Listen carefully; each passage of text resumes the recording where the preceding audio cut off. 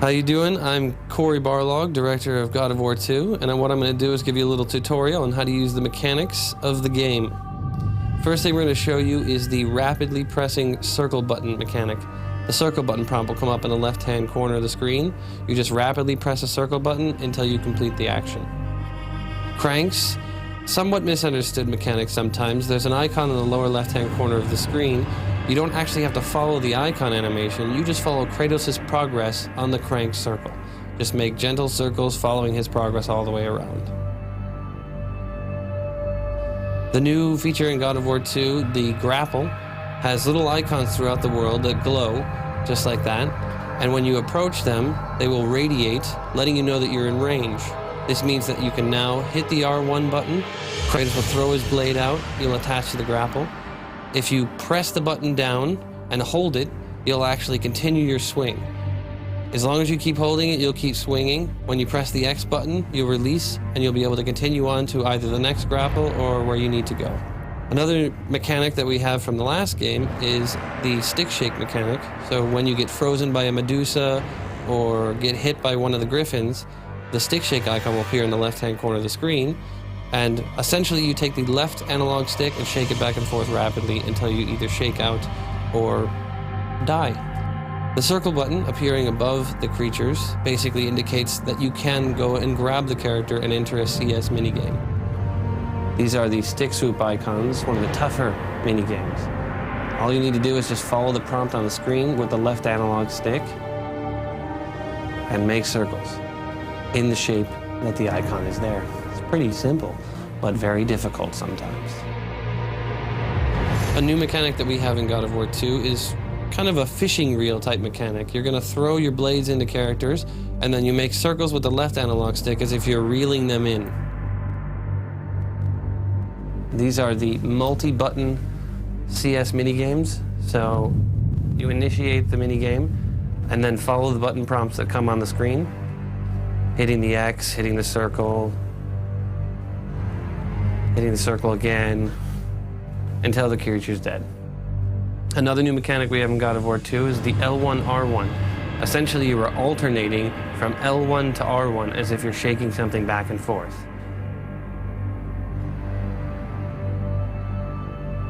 These are the Amulet of the Fate statues. When you are not in range, you can't activate the Amulet of the Fates, hitting L1 and pressing R1. But when you go into range, they'll radiate with a circle, and then if you press L1 and then R1, you'll activate the Amulet of the Fates, which slows down the world time. Rage of the Titans, activated just like Rage of the Gods in God of War 1. You press the L3 and R3 command, the two analog sticks, press them in. The unique thing about this game is you're able to turn it on and turn it off. And that's it. That is the little tutorial walkthrough for the God of War 2 mechanics.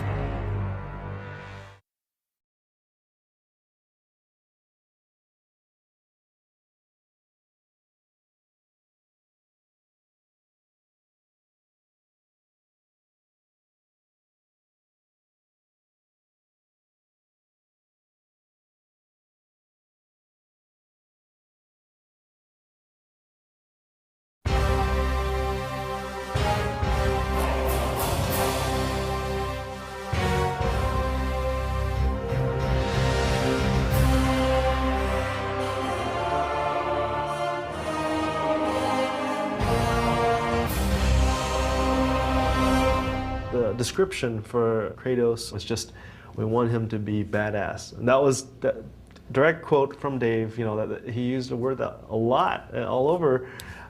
So I knew okay, that's a definite, we need to get that. But at the beginning, we didn't even know if it was gonna be male, female. Some of the sketches were actually a female Kratos, possibly. We're looking for anything that might work. This was just, it doesn't really look like much. It's some kind of alien creature.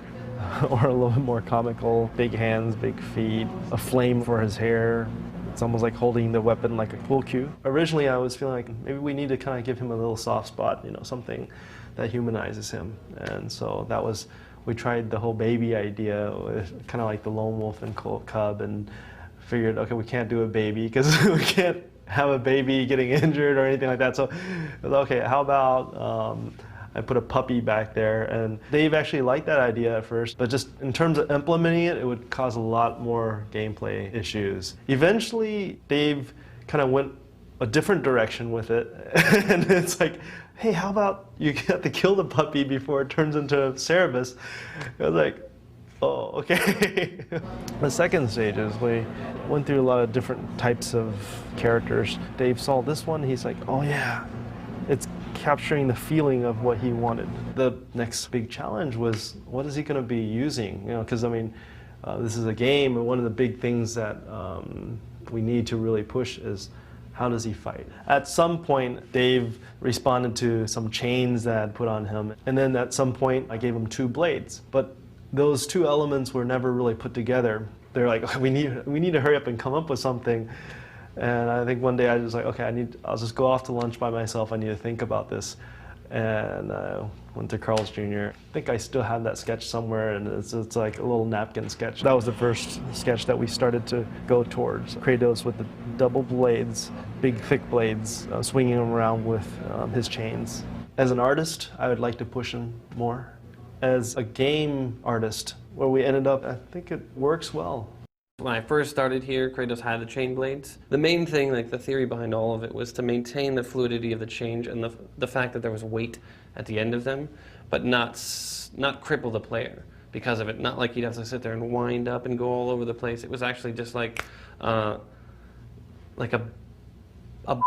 performance or something, which sounds, you know, but it's not. The biggest challenge, I guess, would be animating his blades. In the beginning, the rig didn't really support that kind of weapon, so there was an evolution in the way we handle all that. Now the animators are a lot happier. Actually, everything with the rig right now is pretty good. It's pretty easy to animate Kratos compared to the first game. Kratos was that sort of brutal, no-holds-barred, just vicious guy. What I was trying to put into it as well was it was sort of the violence, but it also had a bit of the style to it, so that you felt cool playing this guy. We wanted to keep the player interested, so we can't just do a rehash or recolor of something else. And so we struggled a lot with the powers and also the weapons. And in the first game, we had 1 sub-weapon, the chains and the sword. And so we knew that we needed to expand upon that. I really wanted to experience that being cut down to size, that fall from grace, and have the player experience that during play, like actually have to deal with all that, and then take a little bit of their own emotions of losing their powers, their frustration, and then it kind of focuses towards the antagonist of like, fuck that guy, he took my stuff. He looks more smoothly than the first game. Texture is more detailed than the first game, but actually on technical side cheaper than the first game character. This is a model with texture, and we use the green color to do all the transparency. Initially it was very hard because the design always asks for a lot of things, and my initial reaction is, you know, no, we can't do that, or you're crazy. The tech group and myself, we kind of just beat our heads against the desks and we figure it out and we do it, you know, and then we actually see it and go, oh wow, you know, we can push Kratos to a higher level. He has full facial animation ability. We could do fine weighting. All the in-game cinematics are using this model. We're able to get closer to Kratos during actual gameplay and combat without any of the thing falling apart, which is fantastic. That's a really big thing. He really, I think, goes through a lot. At the end of this one, he's denied again his vengeance, and he finds out something that the extras movies said was already so, but just bummed me out that we said that, so we're pretending that the extras movies aren't 100% there. So all the people out there who are finished the game and have gotten this and have said, oh, what the hell, the extra movie said that Kratos' mom told him that Zeus was his dad. I don't care.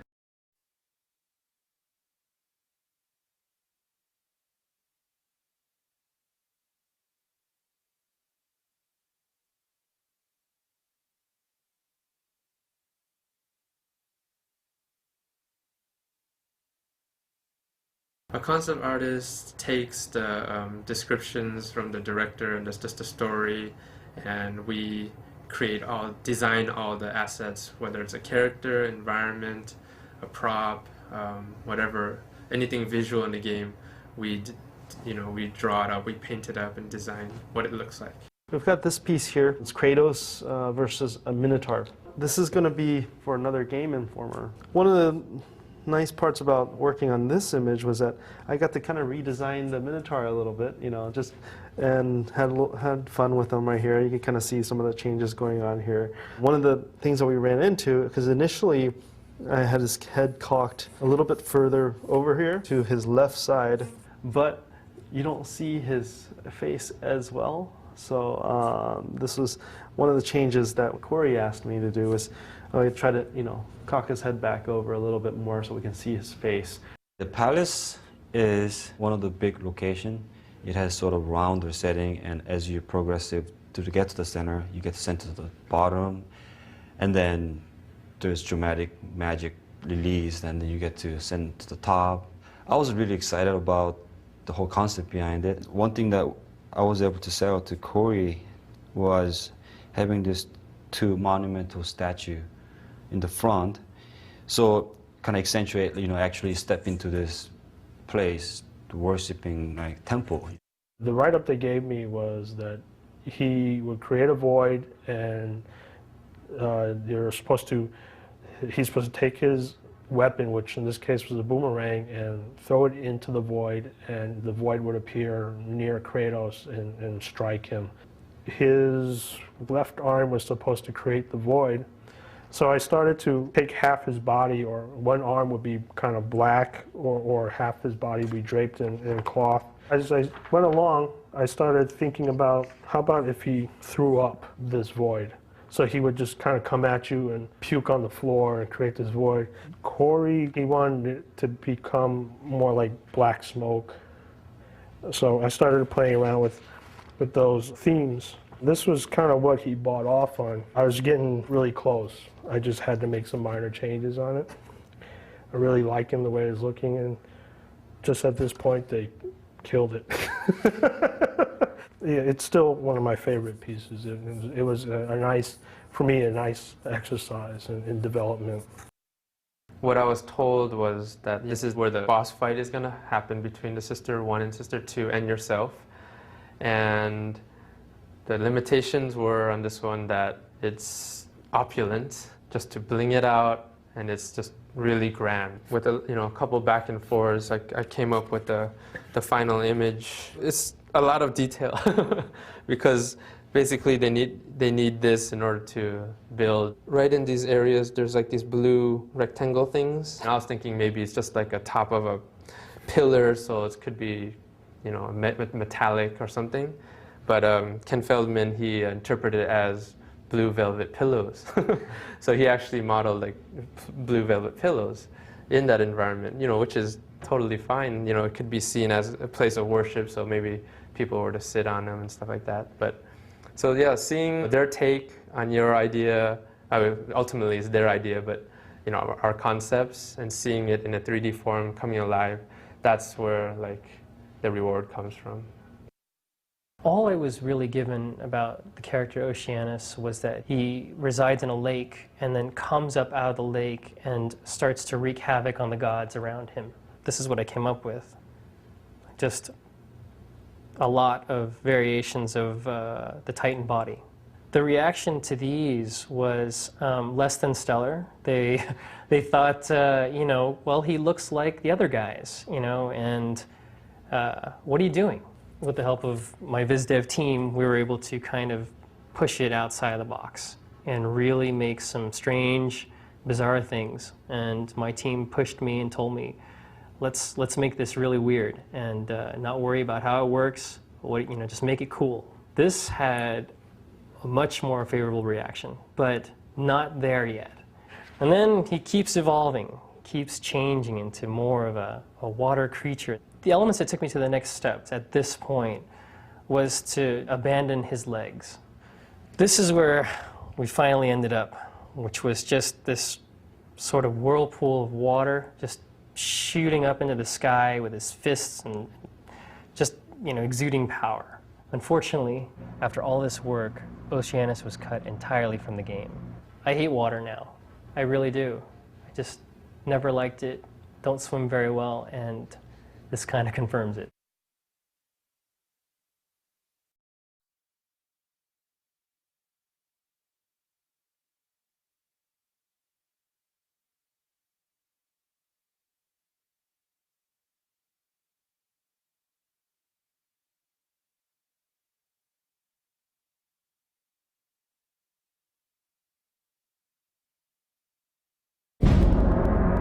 So I'm Stig, art director on God of War 2, and we're going to take a look at some of the lost levels of the game. During the pre-production stages of God of War 2, there was a lot of time spent developing different art concepts, not only on paper, but in 3D. We had a lot of new environment artists start on this project. Almost more than half of the environment team was fresh from other companies, and one of the things that we like to start them with is kind of building these test levels that gave them a chance to learn all the different techniques that we had created on God of War 1. But at the same time, it was good for the whole team because these guys came, you know, they were kind of the rock stars of the companies that they worked at before, and they came here with all sorts of different techniques and methods which they shared with the rest of the team. That's a big reason why you've seen such a big jump in the graphics between God of War and God of War 2 is because we got all these fresh ideas. The lost levels, they're not only a good proving ground for the artist to prove himself that he understands the tool and the technology, but it's also a good proving ground for the technology in general. Designing something like a Pegasus level is something that's very challenging for an artist. Because we've never done anything like it before. Everything from just the way that we build the geometry at a different level of detail because it's farther away from the camera to little things like the effects. This is kind of the canyon run stuff that we didn't get as much of it or any of it as we wanted to get. Atlantis was going to be an entire world in the game, and we lost that one too. Unfortunately. Maybe it'll come back some other day.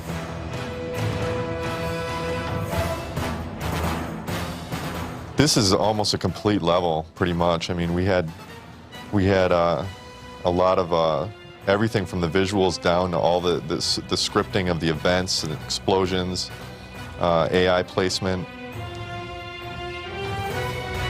It's very sad that it had to get cut. I remember when I heard about it, I was in denial for a few days, but we made our way through it, and we were all very happy with the other levels, so it's nice that it got to make it onto the lost levels.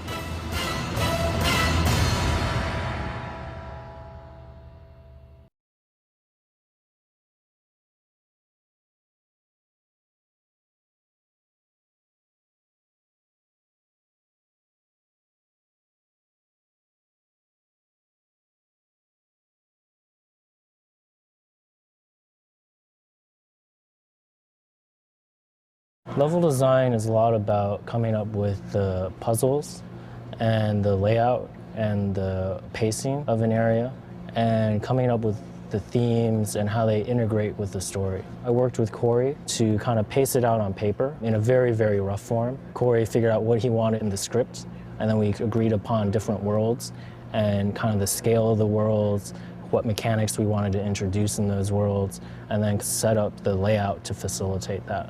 On a day-to-day basis, working with all the different level designers to make sure that everything kind of had a consistent feel to it. And then when you jump on it, it's just like a straight elevator ride down. Level design is about planning and like figuring out like, okay, if we want this, then like how are we gonna stage this, and kind of sticking to your guns, but at the same time, having the fluidity to kind of like change gears when you need to, just be like, oh, well, that totally doesn't work, throw it away, you know, and like, you know, start all over again. Basically, you have to look at the game from the top down. So we have to say, well, we just had a puzzle here, so let's try to like have a big fight because it's a little bit more visceral after you just used your brain to, you know, figure out this crazy puzzle that we threw in. So we do that kind of stuff, like just how we want the fights to go, difficulty level of the fight. How we determine how to pace the fights is very much trial and error. We'll spend days on a fight, and then we'll have a play test, and then we can throw all of what we just did out the window. You can tell just by watching them play. Camera design is basically taking the player and guiding them through the interactive experience. So the camera designer's job is to help the player understand a puzzle, where to go, what he needs to see in order to achieve success in a video game. The camera in a game like God of War 2 is incredibly important because it basically shows the player everything that he needs to know in order to become a master at the game. When we're doing like play tests and stuff like that, we're trying to figure out what are these players trying to see. We try to make sure that we're thinking about, well, what is the player's experience at any point, and what is the player thinking about, and so we show that. The basic viewpoint is that we're trying to stay behind Kratos, and we're trying to lead the player in the proper direction. We change it up when you get into an arena and you do some combat and stuff like that. Generally, you don't necessarily need to be behind Kratos at that point of view. You want to see all the enemies and stuff around you. So we might go to a side view, we might go to a 3/4 top-down view. We go to different views in order to provide perspective for the player so that he can see the enemies around him a little bit better. He can have combat a little bit better. His controls feel right for the combat. But that wouldn't necessarily be the same view that we have for when we're following them, when we're trying to just lead them from one point to another point. We take control away from the player on the camera and we give them the shots they want and let them focus on just the gameplay itself. A limitation of our fixed camera system is that we have to show certain things at different points. So a lot of times we set up what's called a cut camera, and you walk into a room, there's a lever on the other side, and we need to let you know that that's where you need to be.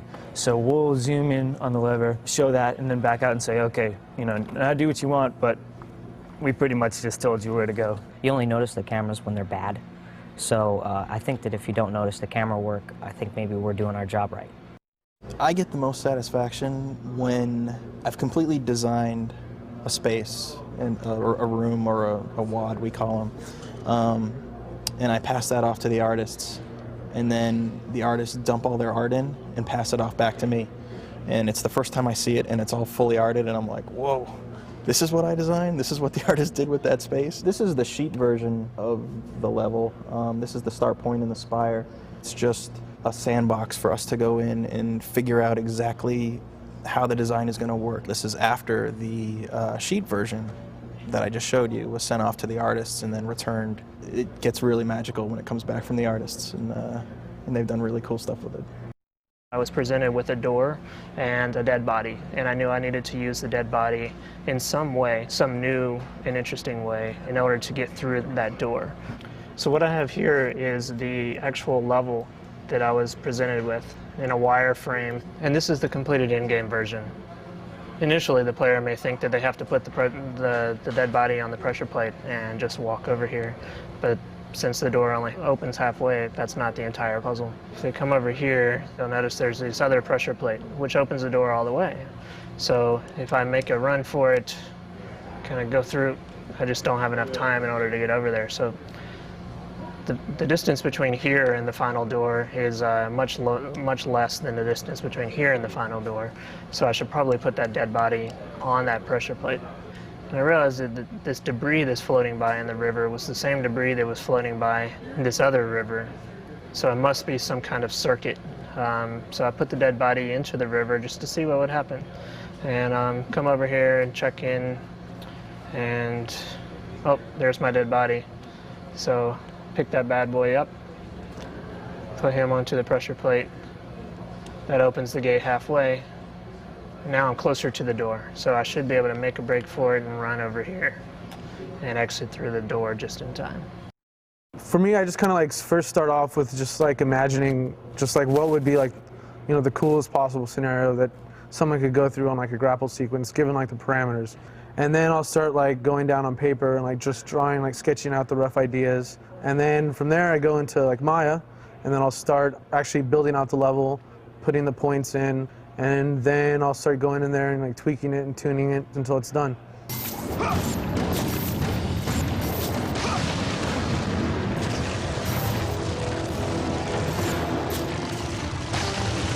I was thinking like, wouldn't it be cool if something else is kind of going on in the background, something else to kind of like, as you're going through this, you're like racing against this other, basically like a fuse on a bomb or something. That's kind of like the idea I was trying to go with. And something also visually, like, so when you're going through like this, you're like, shit, that's awesome, you know? Like, this is like a really cool sequence. So am I gonna make it, am I gonna make it, am I gonna make it? That's kind of like the ramping up that I wanted to feel. And then like that last moment when you're flying through and then you make it and then you're like, whew, you know, I'm done. I hope in the end, you know, even if you're restarting and playing through a couple times, that it's not that long and you'll be able to get through it and you'll be able to have a, you know, an awesome experience. So.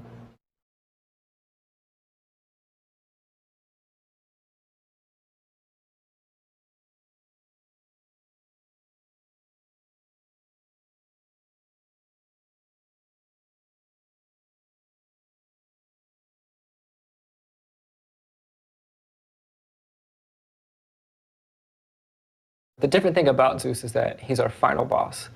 And so more care and more concern needs to go into that because it's going to be what the player remembers when they turn off the game, hoping that they finished it.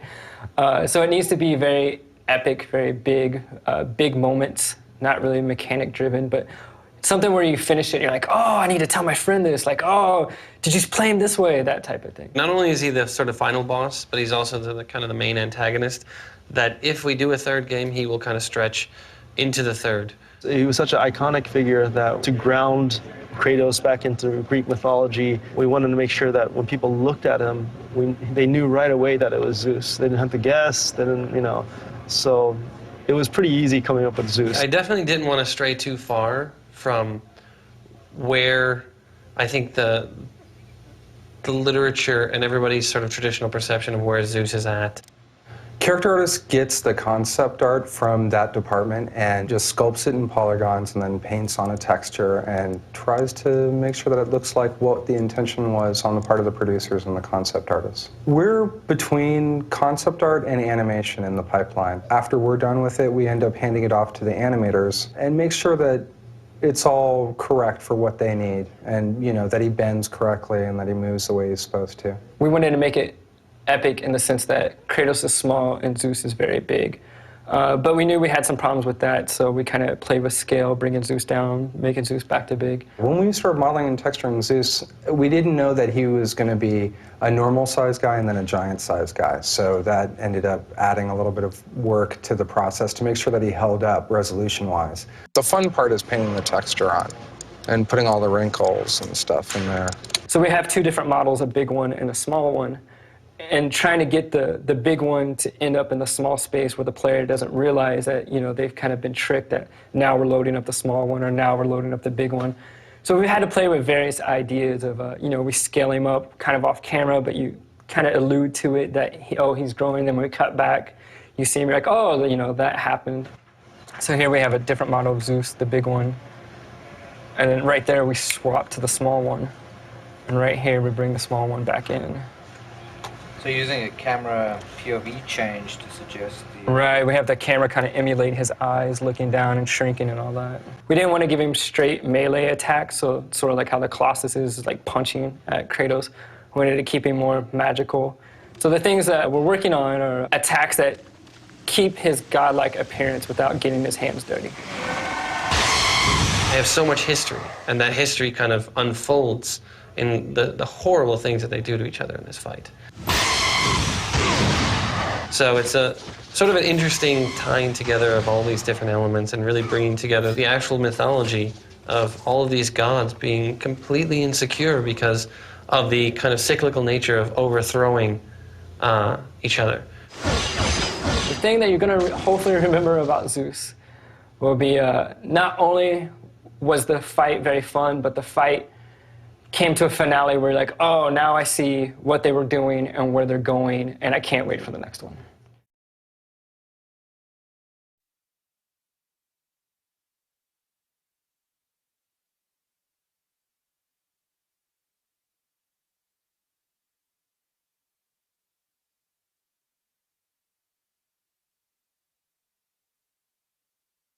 Usually in the very beginning of how we go about building the game and the creatures, me and Corey and Eric and the rest of us on the combat team will sit down and we'll say, oh, you know, we need these kind of creatures, or, you know, in mythology there was this, what if we took that but kind of put a spin on it so that it behaved this way.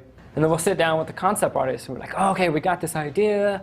Here's these things that we want to get out of the creature. And then the concept artist will come back with like 20 or 30 different ideas, and they're an amazing team. And they'll be like, okay, here's a whole bunch of ideas. What sticks? Kind of like the shotgun approach.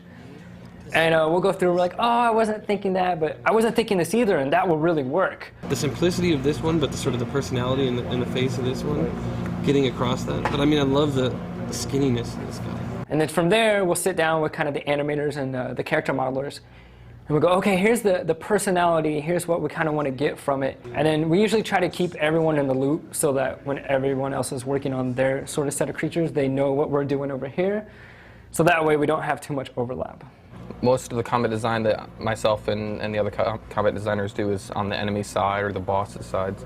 So we come up how the enemy is going to fight Kratos and his unique attributes and his style and what he's going to do. We also come up with like the little tricks or the strategy that you're going to use against this enemy. And then from there, we come up with the animation lists and we work with the animator and we go back and forth deciding like how's this guy going to attack, how fast he's going to attack, what types of blocks he's going to use or whatever strategy it might be. From there, then we go into the code and we start building the character out, get him into the level, get him running, and play around with him, have him fight Kratos, trying to come up with the coolest way to kill him off. From there, it's just revisions over and over.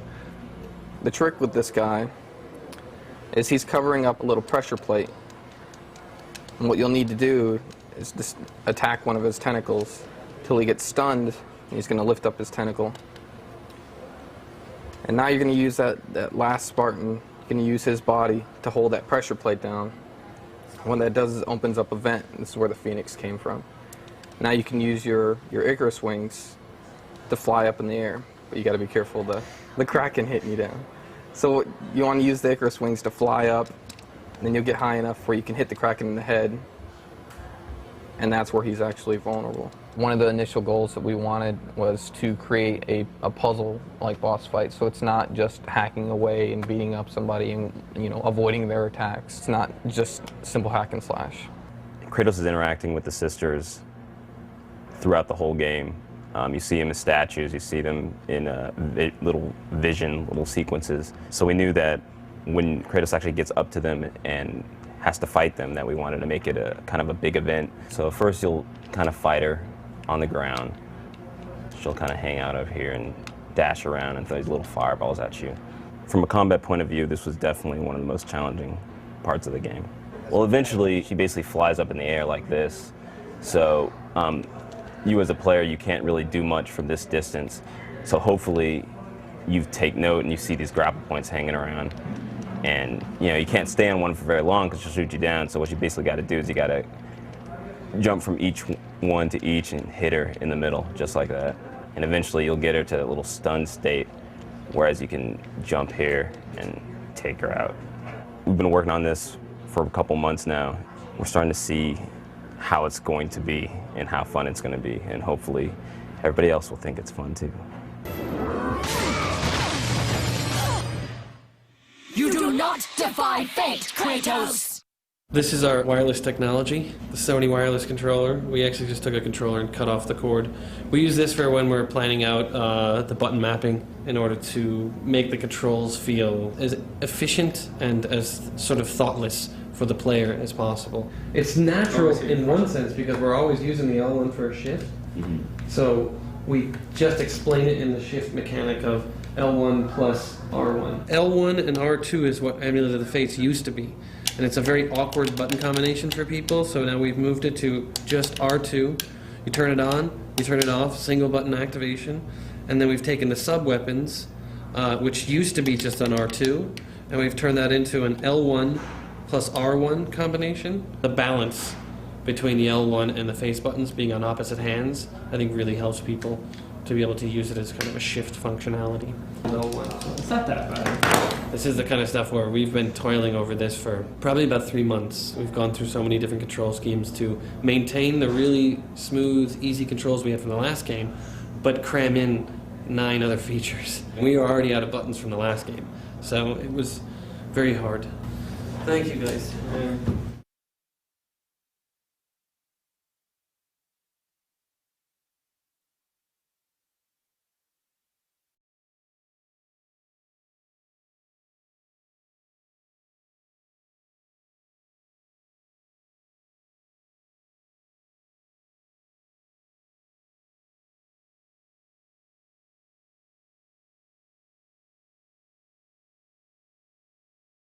I plan and bring together all of the elements of what needs to happen for in-game animations. It's really all about going and working with the guys and making sure that they have what they need and that they're on the right track. Pretty much everybody in the animation team except for me is new.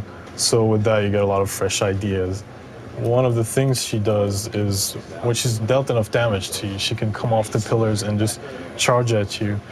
And the idea behind this one was to have her, because she's so thick and bulky compared to the other Medusas, I figured I'd make her move more like an alligator. I figured that would be the most threatening creature that would come to mind. It also gives her a lot of character. A lot of people like when they see her get down like that and come at you, it's like, whoa, she's scary.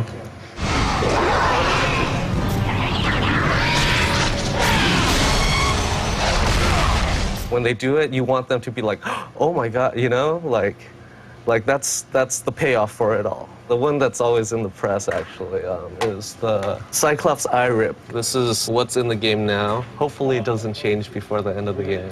People love this move just because of the eye ripping part. It was that moment that people react to.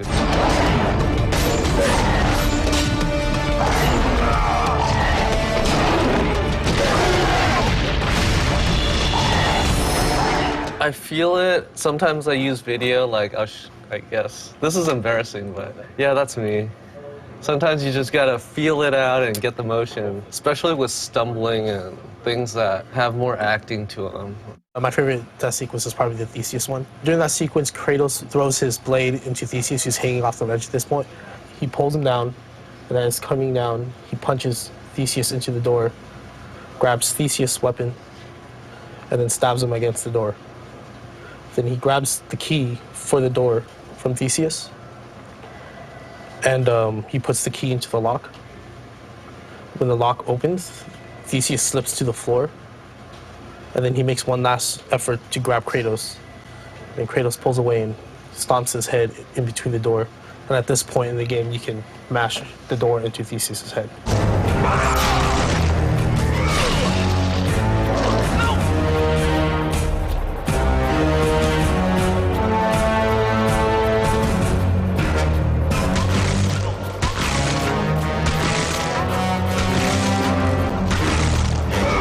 So when it finally gets into the game, into like the final form, it's a relief because it's like, now I've finally finished, you know, and I can move on to the next thing. Feel like I'm a little bit twisted. Coming up with different ideas, how to kill. How many ways can you kill someone? Originally, he was going to break his neck. I have an animation here. We had him jumping up on him and breaking his neck, and it just wasn't reading properly. It just didn't feel right, like Kratos. It wasn't brutal enough. So it was changed to this one.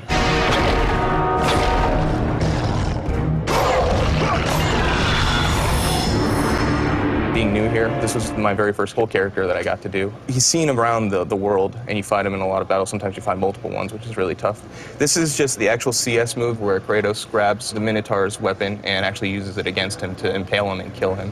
What we were working on was trying to make the Minotaur react like he would, like a beast or creature would. You know, anytime he gets hit, he's growling back at you and he's reacting to what Kratos is doing. The other challenge is in the middle of this anim, there's a struggle minigame where it stops and the player has to mash on the button to impale him. And that's actually pretty difficult. You know, it seems like it's just a two-pose off thing, but I spent a lot of time trying to make sure that when he's pulling, you know, the strength of Kratos feels good. You know, the character responding and trying to pull back feels correct. And we're still working on it. It's not completely final yet, but a couple more passes and I think we'll be there.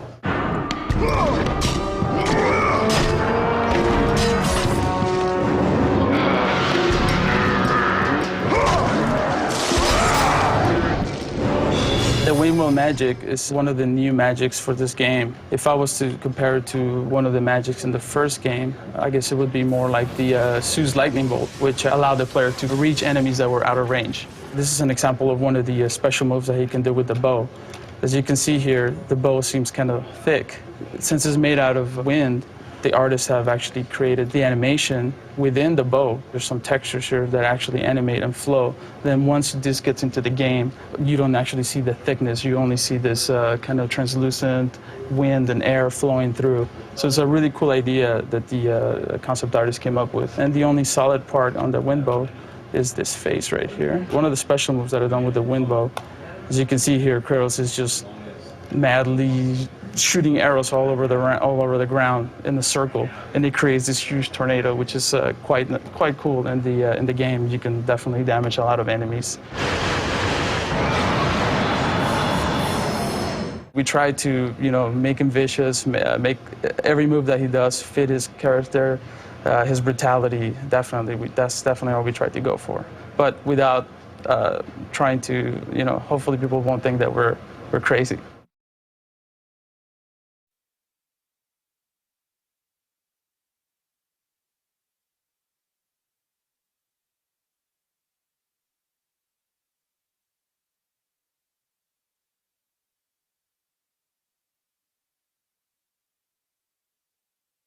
Anytime the player loses control of the game, we cut away to either what we call an in-game cinematic, which is rendered in the game engine, or you cut away to a high-res cinematic. The biggest challenge would be just trying to make it as seamless as possible, like from actual gameplay to cinematics. I provide the connection between all of the different departments that touch cinematics.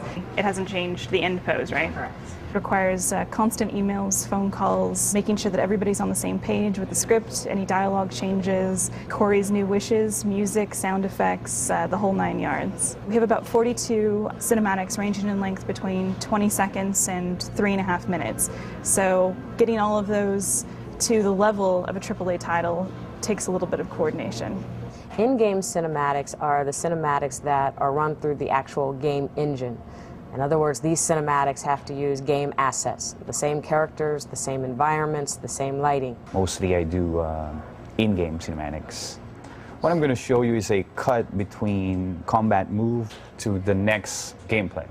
And right now it's a very raw stage wherein there's no special effects, no particles, and no ambient sound. The challenges of this cut scene is just to convey Kratos' anger because he thought he already killed Colossus when actually he hasn't. So he's thrown into this water level. This is one of those cinematics that doesn't involve any dialogue or voiceover. It's pure cutscene.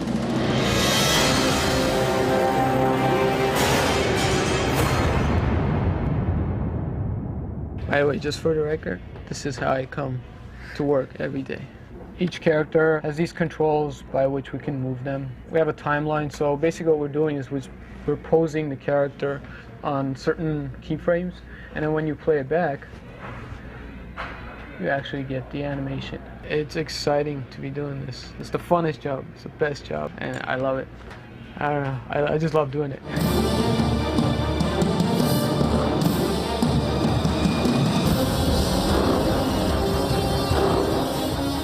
The most satisfying thing is when I really can take all of these pieces that exist already, some of the ones that I've had to make myself, and put them together and everything just clicks.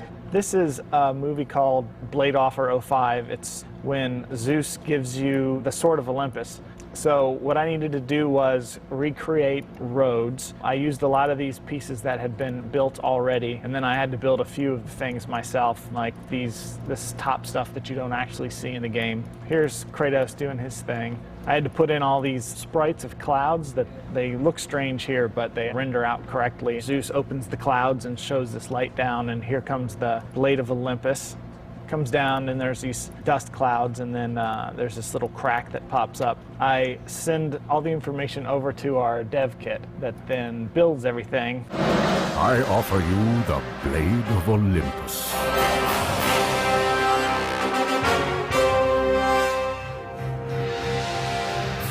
The high-res cinematics are cinematics that are pre-rendered. They don't have to go through the game engine at all. They can use any type of effects, any type of models, any type of lighting, whatever to make it beautiful. So the high-res cinematics may be more similar to an actual film. For the high-res cinematics, we start with a storyboard, and we make sure to test all of our shots, test our ideas here on paper before doing anything in CG land. From the storyboards, we outline our moves, get our actors together, our mocap actors, go down to the facility, do the shoot. This is a photo from one of our shoots, me and two of the actors. I handle directing the actors. Everyone was suited up. You have to start in a T stance, and the cameras rotate around so that you can calibrate all the different markers that are on the character. Each marker is connected by a line. Think of a dot to dot that we've all done as little kids. It kind of looks like that. After the shoot, this is what we get back, which is actually Rhea that you saw. She's holding a baby that she doesn't want to give away, but her husband Kratos has been eating all of the babies, so the only way for the baby to live is if she gives the baby away, and this is the final goodbye. This is all raw mocap data with no cleanup, no hair, and a temporary model. We send the data to an external studio. External studio starts to build the cameras, put the characters in front of the cameras, building shots and timing. And the external studio places that data into a scene with their high-res set and their cameras. They also put it on a model that they've built high-res that's gone through an approval process here. And then on top of that, they're of course building models and environments and textures and lighting. And this is the exciting part. This is what we're just starting to get back now. But when the time came for the last of her children to be eaten, she was unable to bear another such loss, and devised a trick to save the baby Zeus. There are a lot of mistakes, a lot of clipping issues. It's first pass cloth, it's first pass hair. All of the scenes are not rendered, but this is the first renders that we've seen. Now, over the course of the next few weeks, we will spend our time giving revisions back to the external studio so that everything can be brought to final. It's going to be great once it all comes together. Rhea commanded the eagle to secret her son away. He was taken to an island well beyond the watchful eyes of Kratos.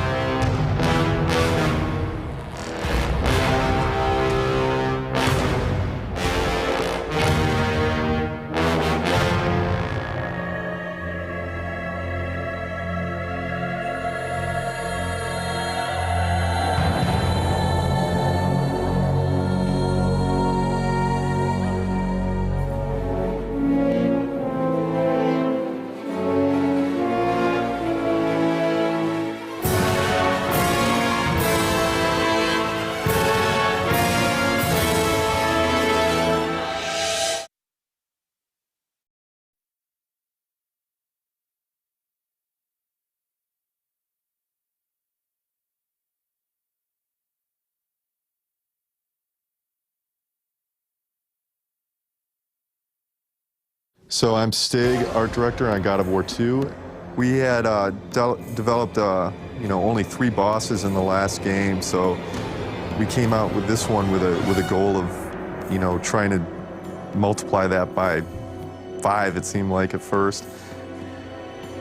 Icarus was an interesting boss too, because it was just trying to bring this almost like Aqualung, Jethro Tull type old, disgusting man, and making him just look as crazy and evil as possible, but at the same time, there's a little bit of comedy to his character, as well as the Fat Medusa.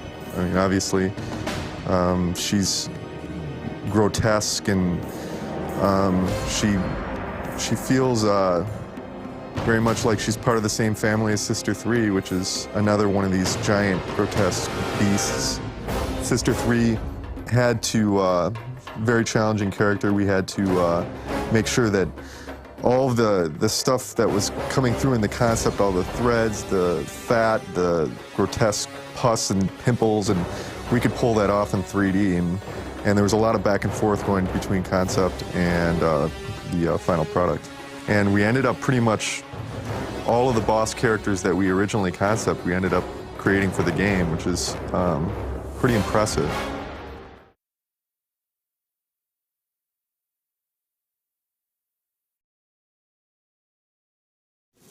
What are you working on here? Lunch. This is a monumentous occasion. This is the first lunch I'm gonna make and take to work, because so far multiple people at work and my mother have told me to stop missing lunch because meetings tend to go long and I never get a chance to eat. So I end up eating like a bag of Doritos. So now I'm gonna have an apple and a sandwich.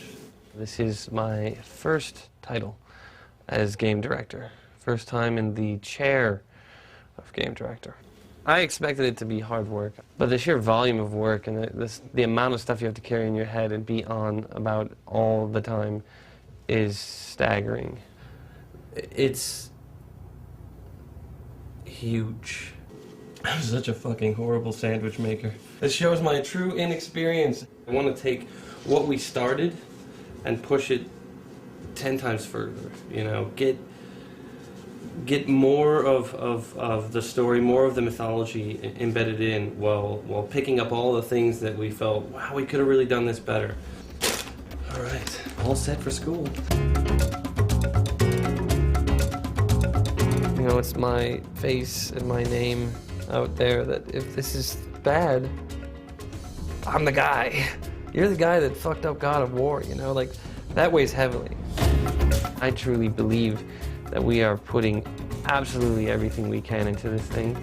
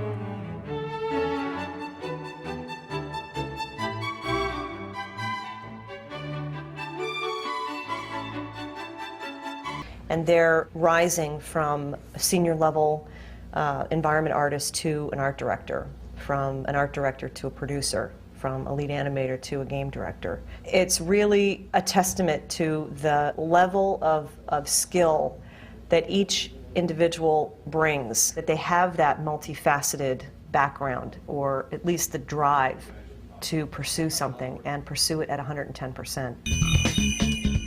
So you can't jump onto the chain until you activate it. The way a game director works at Sony, you gotta have your hands in everything. Maybe much to the dismay of some of the other people, you're the quality control, you're the check to make sure that everything stays within the realm, the mythos that we've created with God of War.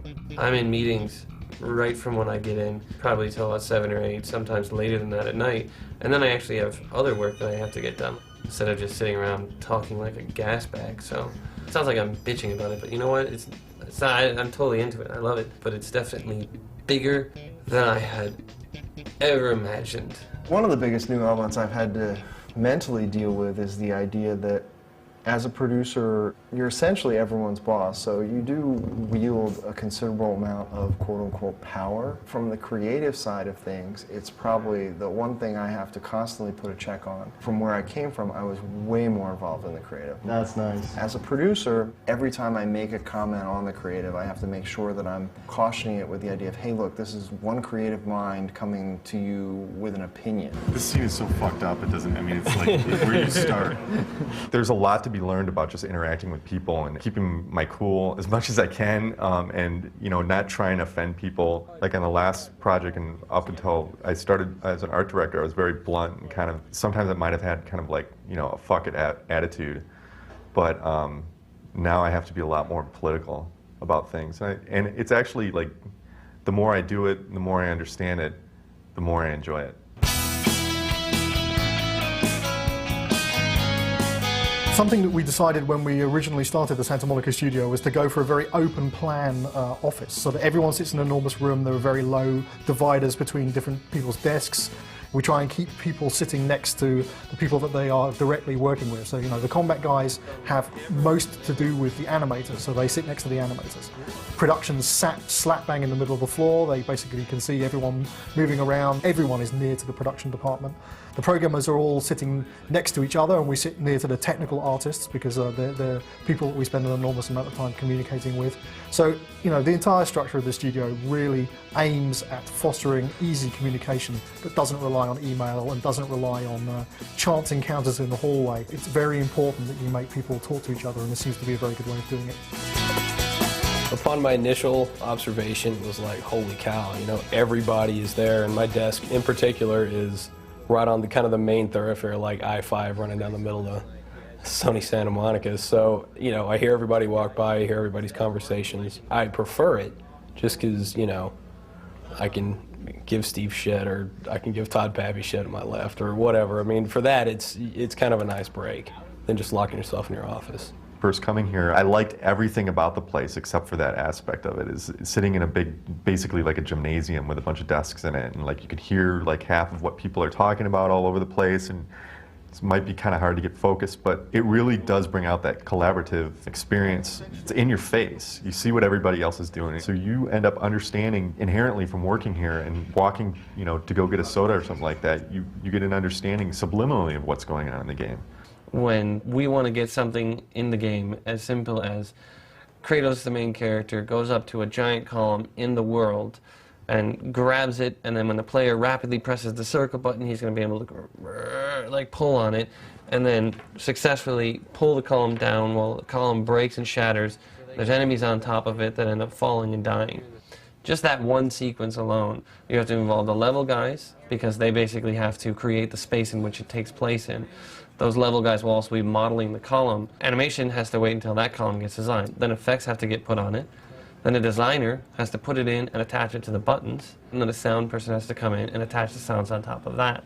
If any special code has to get done, meaning a tool needs to get written in order to get this to happen, code has to be notified early on. Almost every single department has their hands on this thing, and this is a thing that could, you know, basically take up a minute of gameplay.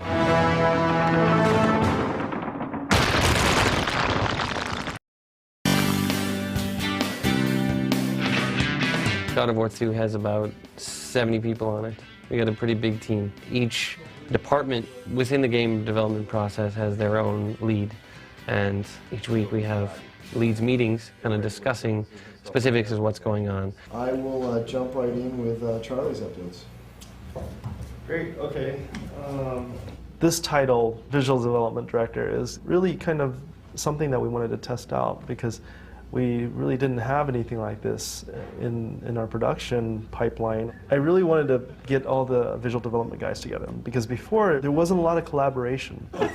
We represent the whole minority group here. Yeah. Anyway, this is actually what it's like. I want to get an update on what you guys have been working on this week. Okay. If you guys have been working this week.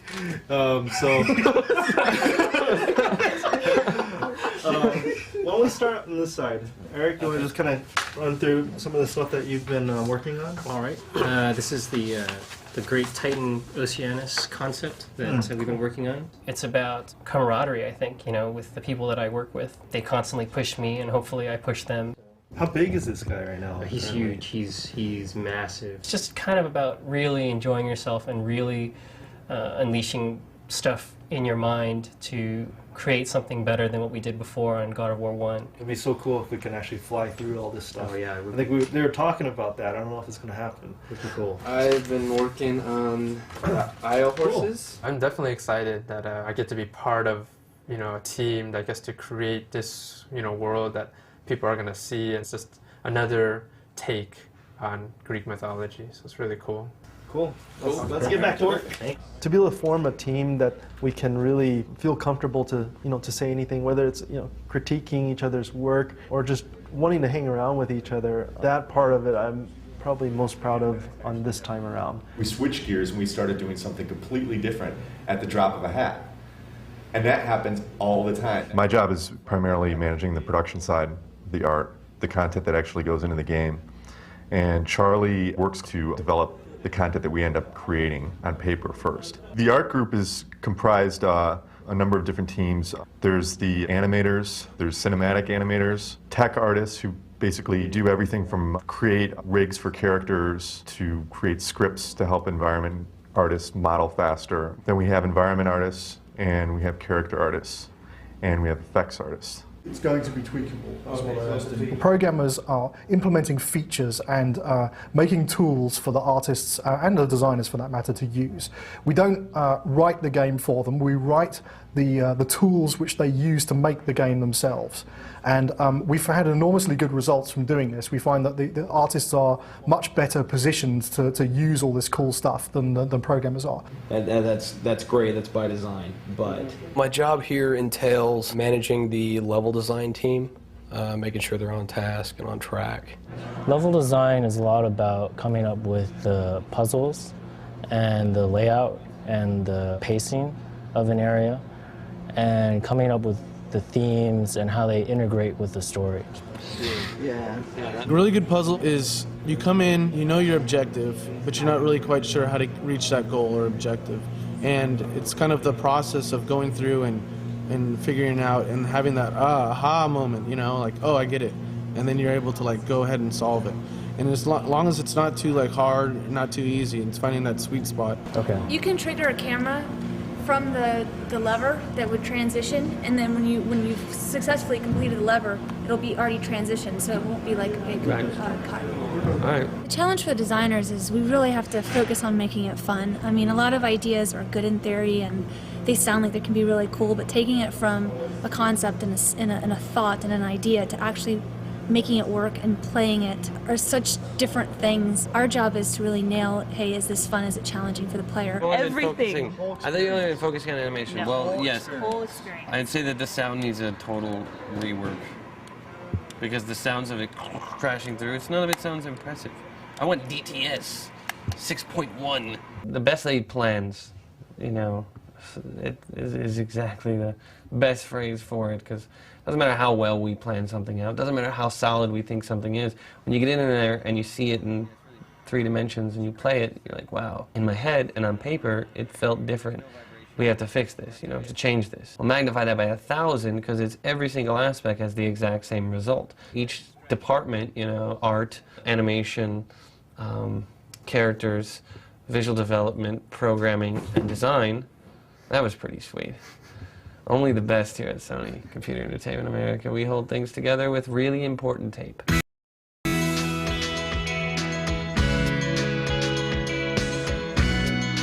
One of the areas that I'm most pleased with and surprised about is the fact that there are a lot of people that really banded around Corey and supported him through this endeavor. He's in a pressure situation, and without the team, he's left with nothing. I gotta say, it's way better than it was before. But what I would like to think my reputation is, hey, this guy is very passionate and is constantly all about the game. Like, works tirelessly to find solutions in every possible aspect, and whatever is needed, I do to get the job done. What really most likely goes on is, meh, he's okay. He's a little bit easier to work with than Dave, but you know, he still changes his mind all the time and can't make up his mind about what he wants. If only he could choose what he wanted. But overall, he's pretty cool. You know, that's probably what it is. Mixed in with, I think he's a dick. I let them win this time to give them a full sense of security. Corey's generally a pretty good guy to work with. There's been a few times, particularly towards the end of this project, where you could swear he's channeling Dave Jaffe sometimes. You know, he can be a very stubborn individual, but generally he's a pretty nice chap. You know, we'll be sitting in a meeting and Corey will say something like, you know, whatever happened to the Golden Fleece, or something like that. It's like, what? You know, everybody's like wondering what's going on with the Golden Fleece, and that becomes the new priority, and the priority isn't the Colossus anymore, it's the Golden Fleece. Well, the Colossus is a lot more important. The priorities change just like that on a dime, so it kind of changes the dimension of the team a little bit very quickly. Corey's a handful, and yes, Corey can be flippant, but it's all it's all well-meaning. I mean, Corey has a great vision, is making a great game. We're all here to support that vision. And you're gonna have to change your mind a lot. You're gonna have to keep pushing the edge. If something doesn't work that sounded great originally, you're gonna have to change it. You might have to change that thing 15 times. I think that's why people can get frustrated with anybody in a creative position, especially one that is in a director position. I mean, everybody bitches about Stanley Kubrick, but he went out and made the finest films ever. When is that on? It's on PBS. Yeah, it's like on PBS. PBS? Yeah. Who watches fucking PBS? I thought people just pretended to watch PBS. Like, I watch the Discovery Channel, the History Channel, and PBS. That's really what I watch. But that's totally not true. You know that they watch like USA and every Lorenzo Lamas movie. We are experiencing some technical difficulties, so we're doing a redo and starting over. Alright, I'm ready. So it's just going to start in OKhdfcbank. That's very pretty. Hello? But does your wife do your ringtones for you, or what? Alright, start taping now. We had a little glitch in the Cyclops minigame, so we had to start over. And I blame Joel Tobble for that. That's him right there, ladies and gentlemen. The talent level of the team, just the amount of guys here that are able to produce art and animations and think of different crazy ideas to do with Kratos, and the programmers, the talent level on the team has just been absolutely astonishing. Although challenging and not easy and not perfect, I think the teamwork that's been going on for the past couple of years is something this whole studio should be proud of. I've never met a group of people who are more enthusiastic and passionate about what they do. Nobody really has an attitude or that's misplaced or anything like that. Everybody has this healthy level competition, and you know, you look over your shoulder to see what somebody else is doing, because maybe you can learn something from them. When you see other environment artists and you go over at lunch or on a break and you check out what they're building and you take off ideas from them and they bounce off ideas with you and everyone's giving feedback. It keeps a little bit of healthy competition going, and at the same time it brings up the quality of the game. This is a team that I think truly inspires each other. You have to be on all the time, and if you're off, people notice and the work suffers. So, you know, you generally need to come in and have 5 good days, not a single bad day. Of course, that's not possible because we're human beings. E3 is a big opportunity for media to get a glimpse into what's going on with the various software as well as hardware. It's kind of an opportunity for developers to kind of show off. It's bigger than Oscar night. I mean, it's huge. It's a chance where you get all these, you get all developers, you get all studios, you get all the gaming consoles like PlayStation, Xbox. Everyone's going to be there. It's hyped up. Everyone's psyched up.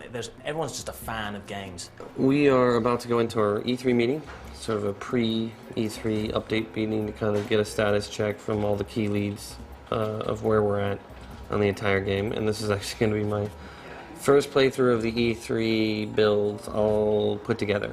And hope everything goes fantastic, because we don't have that much time. After I hit yes or no on the progressive scan, what's the next image that comes up? Front end. Making demos for E3, it's kind of one of those necessary evils, and it's something that we decided we would embrace when we were working on God of War. We decided, you know, man, it sucks doing this, but you know, let's just make the best of it, because you know, if we're ever going to make this game successful, then you know, making the press notice it at E3 would be very important. We start Corey first. So this begins where? This is the beginning, right there. E3 is important to God of War 2 because this is our opportunity to get the franchise out. We're kind of taking the training wheels off here and giving other people the controller and saying, you know, you play it the way you want to play it. We're going to have to gauge their reaction from that. Why did that guy just disappear? Is this not working? I didn't do anything. I don't know if this is all the latest stuff, because I'm seeing older animations. That has to get worked out. What about the art on this area? I thought it was... It's done. Yeah. Like, those little landing pads are missing. Should we, like, check this stuff before we have a meeting like this? Corey, be more we effective. were doing our best to do that. I'm not saying you're not doing your best. I'm just saying, like, would it be more advantageous? There feels like a lot of stuff like this. We would. We wouldn't be having this discussion until 7 o'clock tonight. If that's what it's going to be, then it's what's going to be, right? No. So, I don't know, maybe if there's a lighting thing to do to kind of call attention to it a little bit more. I really want people to walk away from this going, fuck.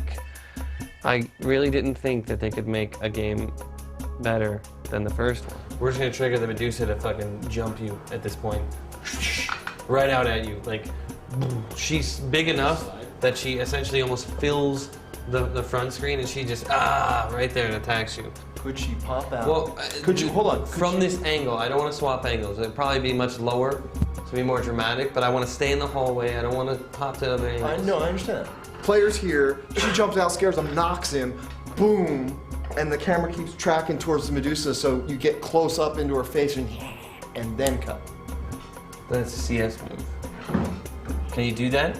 It's not a trivial matter. It's no longer simple. It's a non-trivial matter.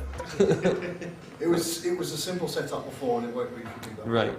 It's really easy to go through a production and go, you know, okay, this is sort of working all the way. I'll get the last 10%, you know, when we start heading down. Problem with that kind of mentality is always that 10% turns into 50, 60, 70% because it's like, oh, well, what I thought was going to work didn't. Now I'm back to the drawing board. E3 allows us that opportunity to just go, we're going to get it all done, and it's got to be done all the way. And it kind of is a little wake-up call for a lot of people. I think that's great. Well, Pegasus animations, just so the Pegasus himself feel like we're still in first pass with not a lot of stuff in there, and I thought we were going to be much further along. This is the new God of War 2. This is going to be our signature piece. Steve is the guy that has to basically jump in the middle of the firefight and calmly figure out how it's all going to get figured out. Bullets whizzing by all over the place, and he's got to figure out what's going to go on here. And, you know, I'm over there with like a Gatling gun just firing bullets all over the place, throwing grenades at him. You know, hey, we should change this. Let's put this over here. What if we had rain in this scene? This would be awesome. Budget's going up in his head, schedule's ballooning out of control, and I'm just, you know, like a kid who's found his dad's gun, firing it all over the place. He's not sitting around waiting for this problem to get solved on his own. There's a lot of animation work to be done. For whatever it's worth, it seemed like we've been talking a lot about like art and some animation stuff, but it seems like when we go through the level, there's no enemies in there. There's no a lot chests. of design work that has to go through. Pegasus is like almost like completely undesigned at this point. I totally disagree with that statement. You guys need to sit down and play Pegasus. I play it every day at Ray's desk. I mean, it's not. It doesn't feel like. I'm not trying to start shit or anything. I'm just saying like we've been talking a lot about the art. I just felt like the artists are here, and from a Pegasus standpoint, I had said I need to sit down with Chip and Aaron. The purpose of this meeting is just to talk about the things that we can do, and then I basically have no place in saying that, I guess. Stig's coming from a really good place, man. He's a guy that I feel truly leads by example. You know, this guy shows you that it can be done by doing it himself, by really instilling that sense of pride within your own work, by showing that he has that sense of pride in the work. I'm not trying to start shit like it's not observation. Yes, you are, but it's a good shit that you're starting. This isn't a dig on you, so don't think I'm attacking you. But you fucking suck. No, but seriously, we gotta fucking step it up. That's it. Excellent. There are numerous red flags. There's a ton of stuff that really needs a lot of work. Stitching the level together still really isn't there. It's kind of duct tape together. Not even it's scotch tape. It's scotch tape together right now. It's not even that much. We've got a lot of art issues. A ton of animations that have to get done. So we're going to have a lot of fun trying to figure that one out. It was a good thing to kind of get a status check for everybody, but we have a shitload of work to do. It was also mentioned that the projectiles that fire from Pegasus seem to be coming from the Pegasus's ass. Pegasus is kind of an interesting situation that we got into because it's kind of like developing a new game. Every step of the way, you know, you get one thing fixed and then you find something else that you didn't know about. So it's not like you can say it was broken, but it's a new feature that you need, and it's still happening right now. Pegasus is a different game. Might as well be called Pegasus. It doesn't look like this year we are making it with Pegasus, and it sucks for all of us, but we all kind of feel the exact same way, which is we don't want anybody to see it until we all feel 100% about it. So that's the sort of the double-edged sword of E3 is, you know, you can chase the demo, trying to get it out there, trying to show people what you got, but if it's crap, you're gonna pay the price. I was running the Pegasus push to E3, and to see that not make it was like getting kicked in the balls by a donkey. Very hard. I think in the end we'll be all right, but I think right now there's still a lot to figure out with Pegasus. Let's fix those weapons. Right now you can tell everybody's stressed out, so you don't want to talk to anybody. You just kind of, if you stick around our little VizDev area, you'll be safe. So we're pretty relax. Hopefully this will only be seen after the game comes out. So we have to kind of get everything out before everybody builds it. So we've had our share. So now it's their turn.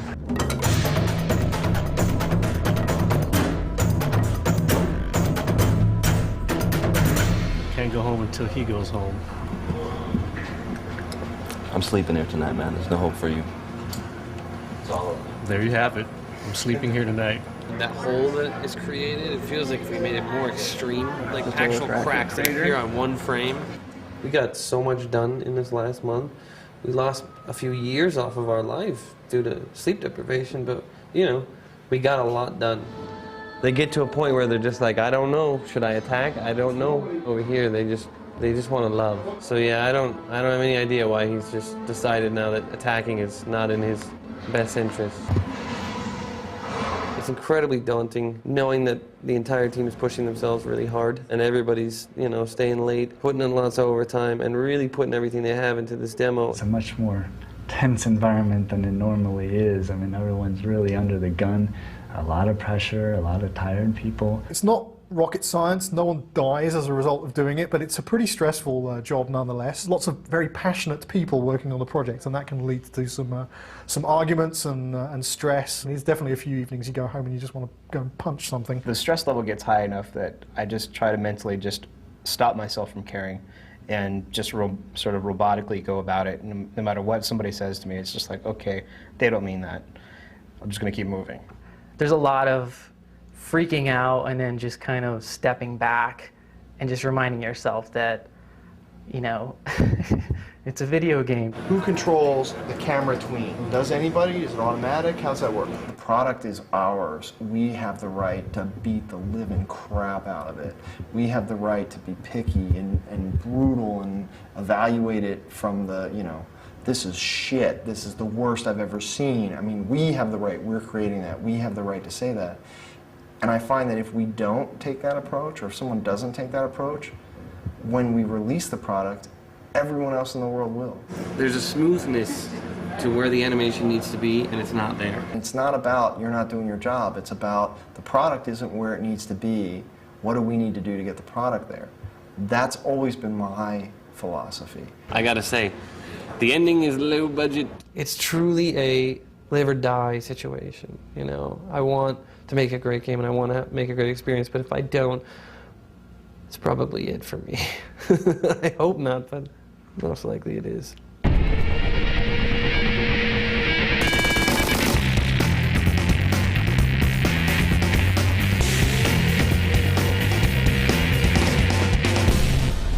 I drove around for an hour looking for a parking space. I had forgotten how fantastic E3 is. Fuck that. It's been a long road and we only have a small amount of the game finished. But it's showing very well. Right now the booth is pretty packed. We've only got 8 stations, so a lot of people are at the booth. It's very exciting, very good for us. I'm looking forward to seeing people's responses back to this thing. Right now I haven't heard anything, but seeing the crowds is definitely an inspiring thing. But it's cool, it's so surreal, like seeing the game you work on, like on the floor. It's awesome. Fantastic. I like the same gameplay with more intense moves. I like that you can do multiple grabs and that even though the guy is technically dead, you can still beat the crap out of him. As a consumer, I say, why am I going to go drop cash on a 360 or a PS3 when I can get that kind of performance out of my PS2 and a game that looks that great? That's awesome. I was actually kind of bummed out when I heard we were going to do this game on the PlayStation 2. You know, going to E3, I was just like, this is great. We're squeezing juice out of the PS2 that's, you know, looking at the games at E3. 99% of the time when I look at a game, I'm like, our game looks better. The day we ship our Gold Master, that will be the end of the PS2 era for me. And I'm going to be very sad. It's been, without doubt, the most fun console I've ever worked on. It's been a very, very good few years working on this machine. And I really feel like we're giving it a good send-off. I think at E3 to see even with the PS3 booth 15 feet away, we still had lines of people wanting to play the game and people really enthusiastic and talking about it. That's why we make the games. That's why we suffer. And that's why we enjoy ourselves, is because we want people to have fun playing it and to see people having fun playing it. That's what it's all about. Jared! What's up, Hans? How you doing, man? Dude, this is the first game I'm really actually proud of. I'm 31 years old and I still can't believe I make games, right? I mean, that's a trip. That really is kind of worth it. But yeah, it's incredibly rewarding to see people that actually are feeling something when they play this game. This is the most excited I've ever been in my life. Dude, I'm totally geeked out. I showed up yesterday, I'm like, whee, all happy. Nuts. This is great. Between hyped up, exhausted, relieved, stressed, I'm all over the map right now. It's been a pretty crazy day. I think the interest in the game is really high right now, and that's awesome. I think it's really encouraging to see, and I hope that we can build and maintain this level of media hype. I think it all speaks well to this game coming out of the door next year and just rocking.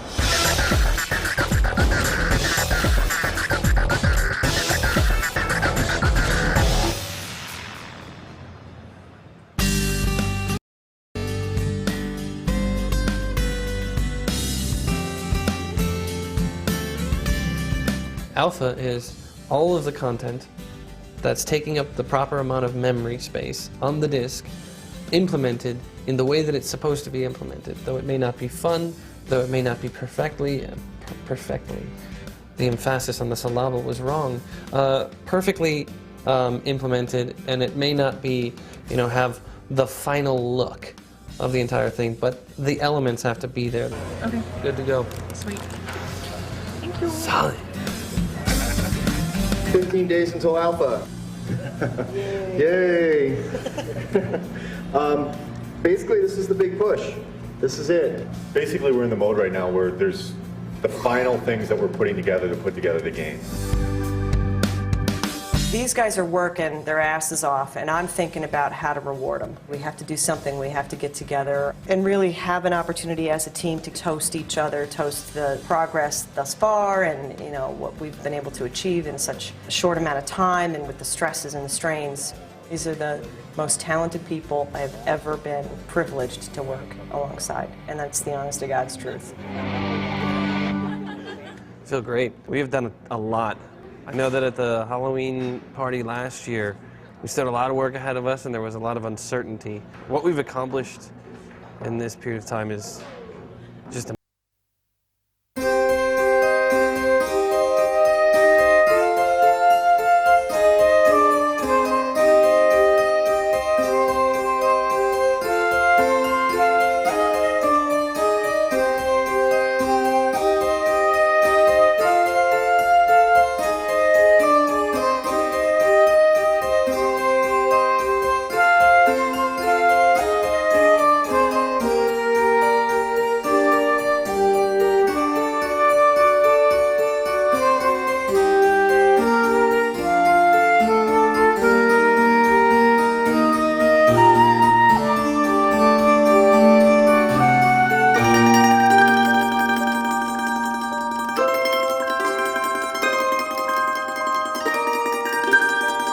Over as a powerhouse.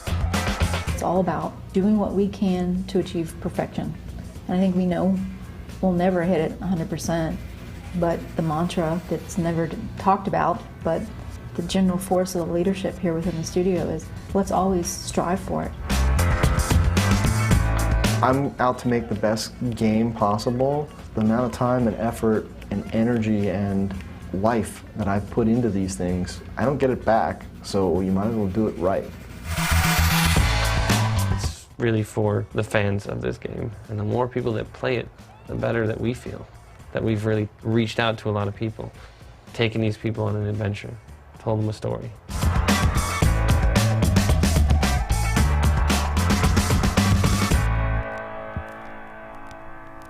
So is that good? That's good. Have we got it all? We got it all. Fan-fucking-tastic.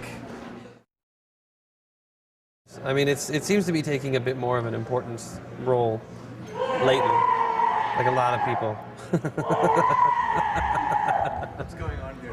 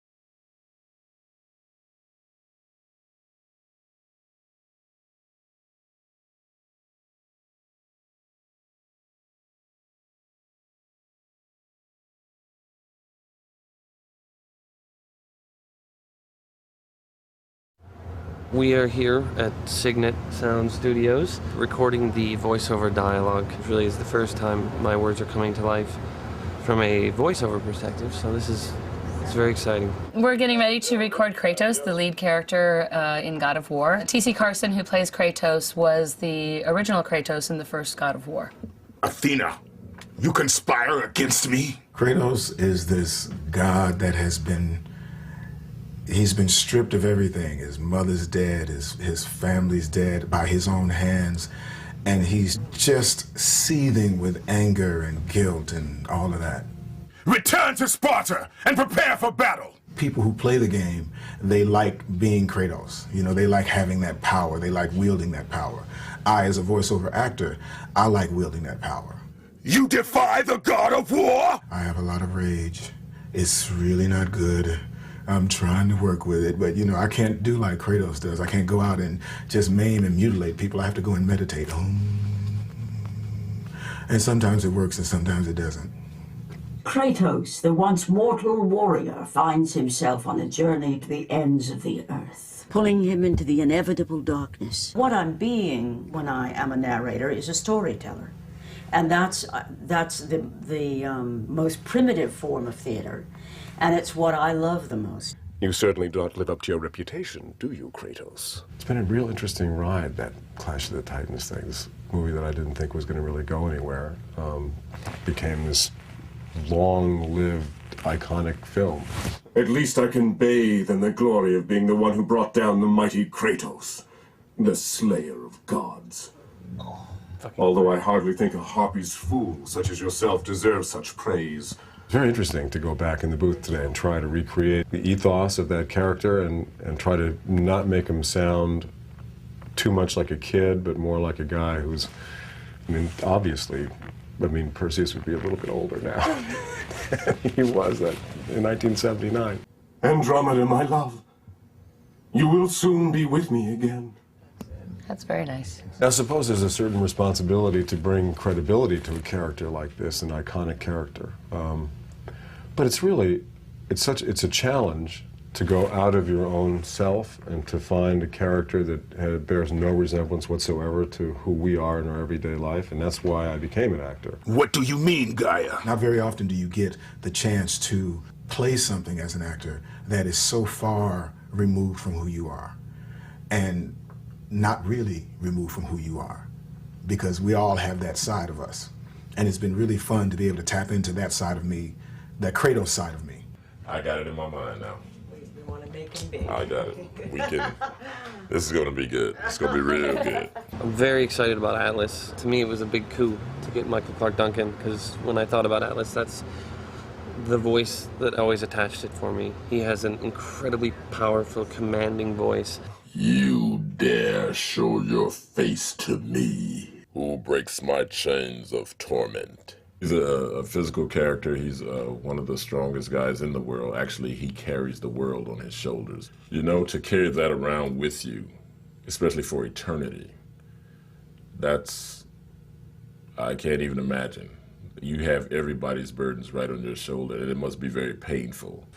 He's so big, he has absolutely no care in the world, so there isn't any need to push it out. His voice is so powerful, even in a whisper. I'm still shouting a little. You don't have to shout at all. Don't Thank shout, you. yeah, don't shout at all. You don't have to push it at all. The relationship between me and the voice director is very unique, because she is giving you, or he is giving you, specific directions on how you should say the line. That director is there to help you get a physical and a mental picture of exactly how this character should be played. I could not do this any other way without having somebody back on the other side tell me, okay, Michael, say it like this, say it a little softer, say it a little bit more angrier. They're very essential to what I have to do. To be a god. Well, that's what I'm talking about. Return to Sparta and prepare for battle! Usually they tell you to bring it in, make it smaller. Can you tighten it up? Return to Sparta and prepare for battle!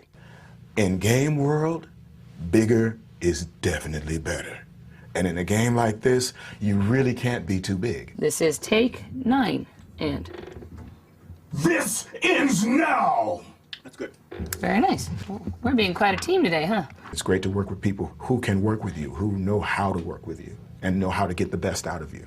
all the power that made Kratos the god of war. What's so odd about doing these games is that, in fact, I can't tell you about my character because I don't know anything about her. You want a fairly gravelly, inflected voice for Gaia. So I'm wondering if perhaps the narrator is just a more simple, straightforward voice. Narrator and Gaia are the same character. They're just presented differently, and we don't want the voices to sound at all different. They're working in broad general lines with Greek mythology. And so I address the language of my lines in an epic fashion. But beyond that, I really don't know anything. I'm just going in the dark. And they say, oh, that's great, or, oh, we'd like to try that again. So this exclamation point after away, even though he's got his head down on the door, is that still... When he says, and now you've dashed it all away, that's when he's going to turn around and it's the accusatory, like... To do a voiceover of something that I've never seen. I mean, I know Perseus, I know that character because I played him, but I have no idea what's going on in this game and what the challenge really is within the context of the game. So it's a little odd. Am I, the great Perseus, to kill this fallen god to receive an audience with you? Nice. Will that allow me to bring my love back from the grasp of Hades himself? Yeah, that's great. That's where it's at. That's the level. The people that create the video games, I'm sorry, fellas, but they're a little nerdy. You know, t-shirts, jeans, and, you know, they are really particular about their game. To watch them listen and see their game come to life is really a joy. But there was more resting on Kratos' shoulders than he could know. My nephew is a big gamer and has friends. Sorry. Has friends who game. If they're all as bright as he is, yes. Sounds like a very interesting group of people. Fight, Spartan. I missed by a long shot being a computer kid. I was one of those people who had to learn how to do it in my 40s. So you're not a gamer? I'm not a gamer, no. My experience with video games in general is that right there. But, you know, I'm from the generation where, you know, computer stuff is, you know, we getting through it. A war the Titans believed we must win. I used to play video games, the racing, and I got kind of geeked up on that, and I found myself spending like 5 and 6 hours playing this racing game, and it just took too much time. And I said I should be doing something else more productive. To me, I don't get it. But then again, you know, I'm an old fart. Nothing will stop me in my quest! I will have my vengeance! I saw some of the pre-animation stuff, and they had put the voice in already, and to see the character move and to hear my voice come out of that, it was a trip. I would like to get that body right there. Maybe a couple more pounds, a couple more push-ups, I'll be there. It's a good thing I don't have to turn into that, isn't it?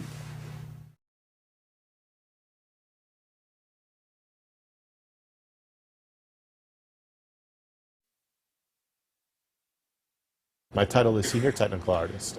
The duties that involves are setting up production pathways, maintaining those production pathways, and then specifically on the technical end, we use a lot of what we call MEL scripting, Maya Embedded Language, which is our 3D package, and we write scripts and tools and UIs and that to make certain processes as easy as possible for the artists to use. All our characters consist of simply a character hierarchy, which is his bones and his geometry and textures, and then we have a list of files elsewhere that are the animations. And we're able to look at those really quickly simply by opening each file, but it proved to be even more useful to be able to put them all in one file and look at them in sequence, so we could see how the run goes into an attack, which goes into an idle, which goes into another attack. I think we're going to see some exciting results from the animators being able to use that and see their stuff a lot more quickly. I thought I was really creative, but then I found out that I was more technical in the long run. Okay, I guess I'll come up and look at it. I think I'm pulled away every hour. Maybe I get 2 hours at my desk on a hectic day. Sometimes I don't get to my desk, which is the worst. Hey Jackie. I generally tend to know everybody's position on what they do or can and can't do, and most of the bugs that come around. So I generally just get to fix it. It's probably looking for another camera. If I wasn't here, most people think that it might explode the entire building, but I kind of beg to differ, because if everyone pulls their knowledge together, we could make it through no matter what. Another problem solved. Just one more in a long day of solving problems. A good technical artist should definitely be creative, but the most important part is being technical. There's a character called Pegasus, and it's basically a horse that has big wings. The character artist that was working on the feathers was trying to figure out a nice way to make the feathers look realistic. We did a test with joints. We had 10 joints per wing that we used to move the different points on the wing around to give the effect of turbulence deforming the wings and the feathers. We quickly realized that that's something that's going to be too expensive, so we pursued other ways of doing the same effect. I then did a test with something that's called blend shapes. The way it works is we create 3 blend shapes, one for each version of the random kind of feather movement. And the way we do that is we just select the mesh, we duplicate it, move it to the side. We then select the vertices where the feathers are, and then we use the script that randomly moves these points around. Here we have the 3 versions of the different feather effects, so you can see that these feathers are kind of randomly moved around on each version. So if I move this up, you can see it, the points moving randomly. And in the game, when we bring it in, it looks something like this. I really enjoyed trying something new that's never been done before, at least not in our game. When the challenge is, hey, we want you to do something grand, but on the other hand, we want you to make it as cheap as possible for the engine to run. And when this worked out, it was a really good feeling, and everybody was really excited. And it added that extra oomph to the effect that, to sell it to the audience.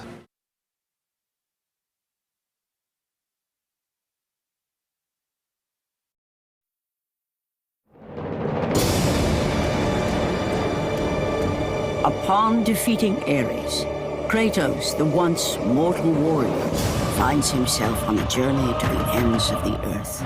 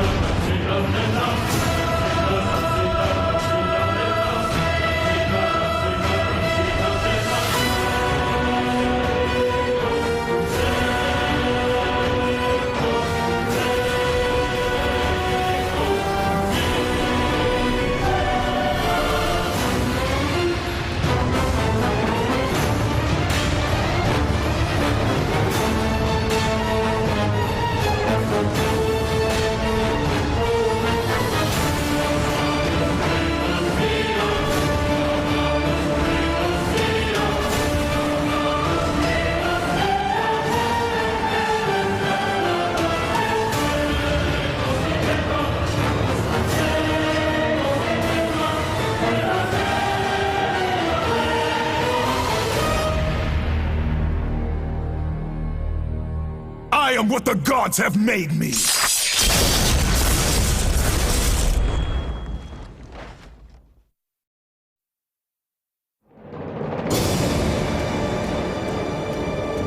Upon defeating Ares, Kratos, the once mortal warrior, finds himself on a journey to the ends of the earth.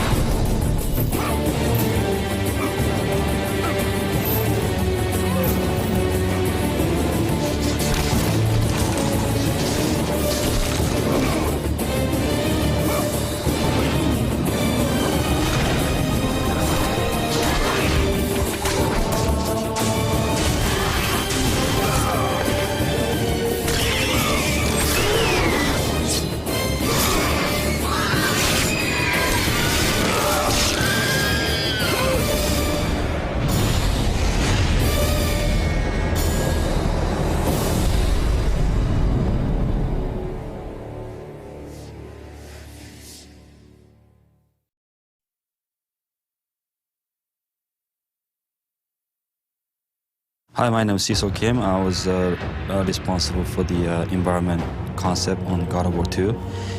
Previously I worked on a God of War 1 with David Jaffe. It was a really difficult process, first game, and coming out from the 3 years experience on the first game, it really got me burnt out.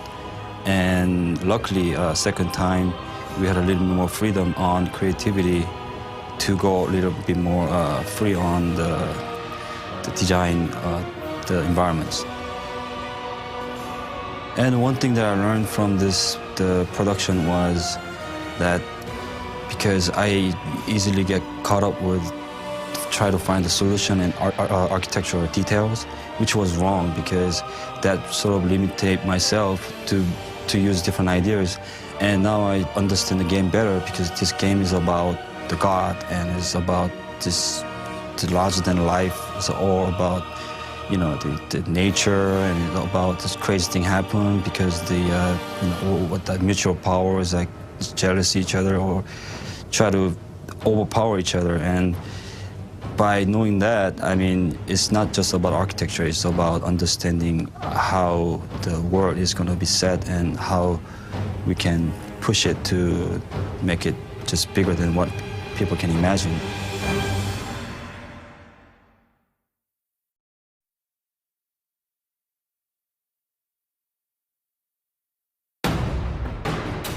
Hi, my name is Andy Park, and I'm one of the concept artists on the God of War 2 team, and I'm talking about the God of War 2 creatures. God of War 1 created a mass array of different creatures that more or less the audience is aware of, like the Minotaur and Cyclops, all the creatures from Greek mythology.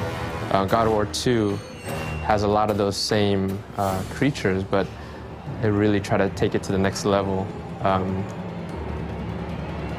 We're always trying to create creatures that are really just cool to look at and also to play or fight against, but we also want to always keep the mythological look. It always has to stay Greek, and that as a concept artist, that's the challenge that we faced. A group of 6 or 7 of us that we had on this team, not steering too far away from the Greek and the mythological look. we did take the Minotaur and the Cyclops and a lot of the creatures from the first game and kind of give them a different spin, a different look. We're really trying to just kind of take it to that next level and also creating creatures that have just more variety than what you've seen from the first game. You know, there's just so many different creatures in Greek mythology. Unfortunately, we're not able to have all of the creatures in this game.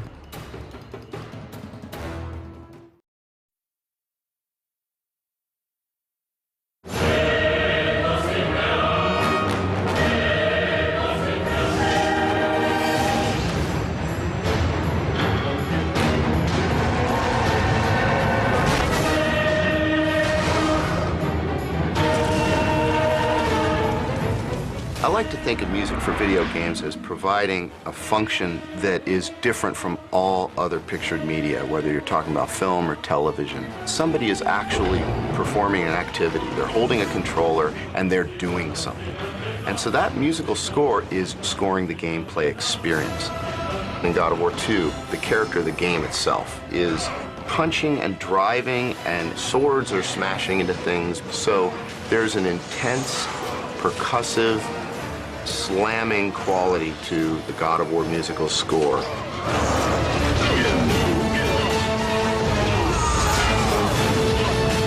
The God of War 2 score really tracks the intensity of the game as if it's just another player in there, like another invisible actor in there, just raging right alongside Kratos. I think one of the most impressive things is the fact that we can have multiple composers working on this project and end up with a very unique, cohesive sound. We actually had 4 composers who are also on God of War 1. Gerard Marino, Mike Regan, Ron Fish, and Chris Velasco.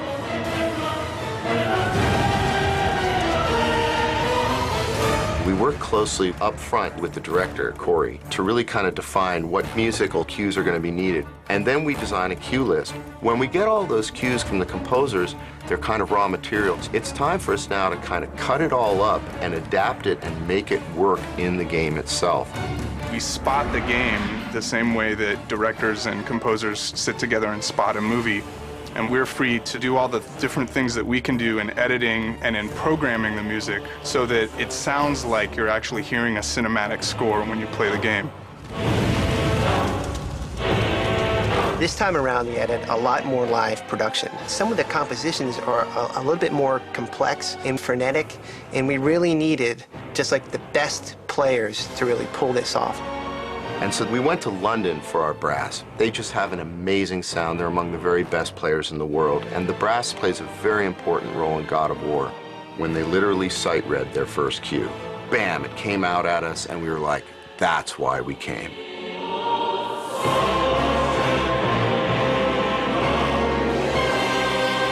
Same thing was true in Prague, where we got our strings, and we recorded a 40-voice choir. They got the music very quickly and put their hearts and souls into it. The live music then comes back and has to be incorporated back into all of the source material we received, and just sounds incredible.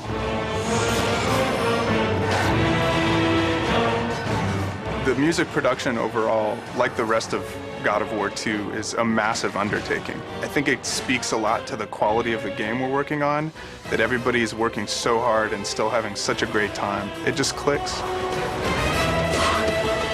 You really need a great video game to be a vehicle for a great score.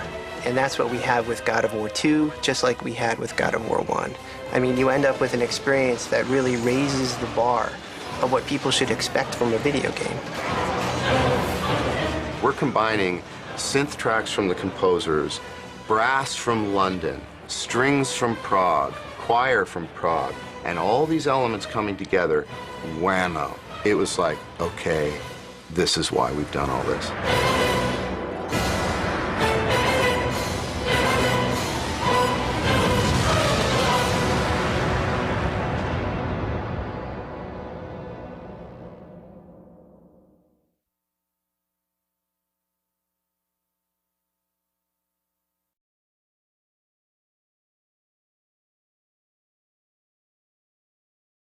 Today's important because it is the first playtest. It's the first playtest for the game, and it's the first playtest for me as a director.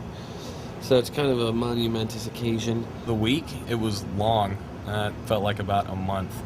So, you know, a lot of late nights, a ton of effort, a lot of putting out fires, a lot of running around. But it's typical of this industry. Last night was rough for a lot of people, but they all pulled through, man. I'm wickedly impressed with this team. Yesterday all day, everyone's running around doing what they got to do and really kind of working like a well-oiled machine, so that was fantastic. It's problem after problem after problem, and we did as much as we could, and we got to the point where we couldn't think anymore, so we had to call it a night. Welcome to the first official playtest for God of War 2. Hopefully those guys are just smiling like, oh my god, this is the best!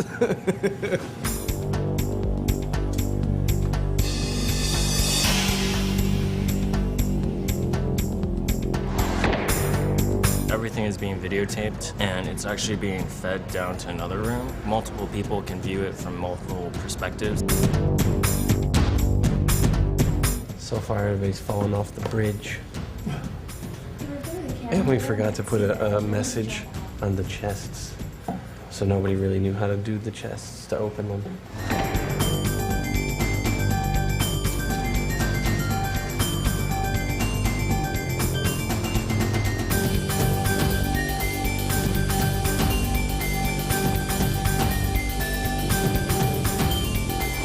I think one of the responses would be, man, this game is rad. Everything you did about it is so good. You guys rock. I want to be like you. In which case I would be like, oh, please, no. We'd be very excited, but also somewhat bummed because we wouldn't get much constructive feedback about how to make it better. The other extreme end would be, wow, this sucks. The first game was so much better.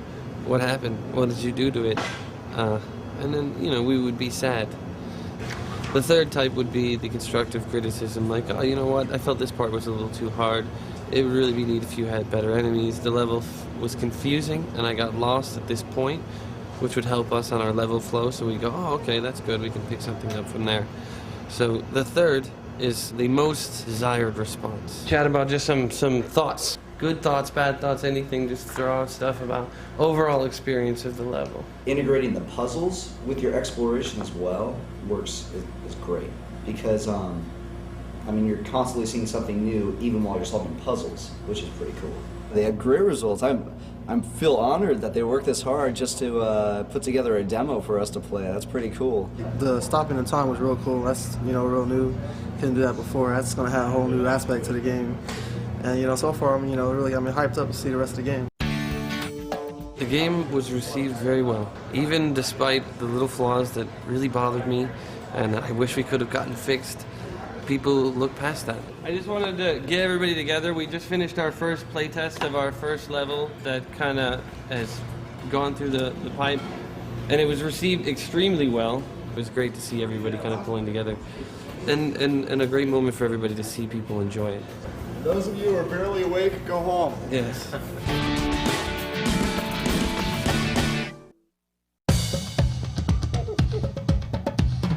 Okay, about 30 seconds away, people. Okay, people, let's do it. And a hush fell over the crowd as they ascended the staircase to Focus Test Central. First of all, welcome and thank you for coming. This is extremely important in our development process, so please be as brutally honest as possible. If you have any problems, Adam and Paul are here, and I think that's about it.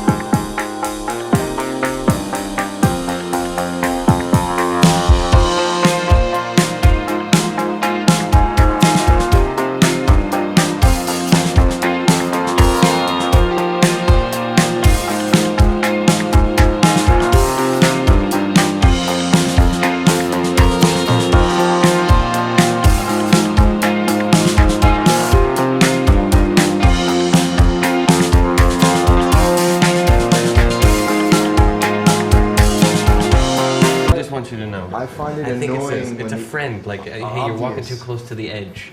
When the obvious, when you have to tell people the obvious 8 times, gets annoying. Well, there's 2 guys watching 5 monitors.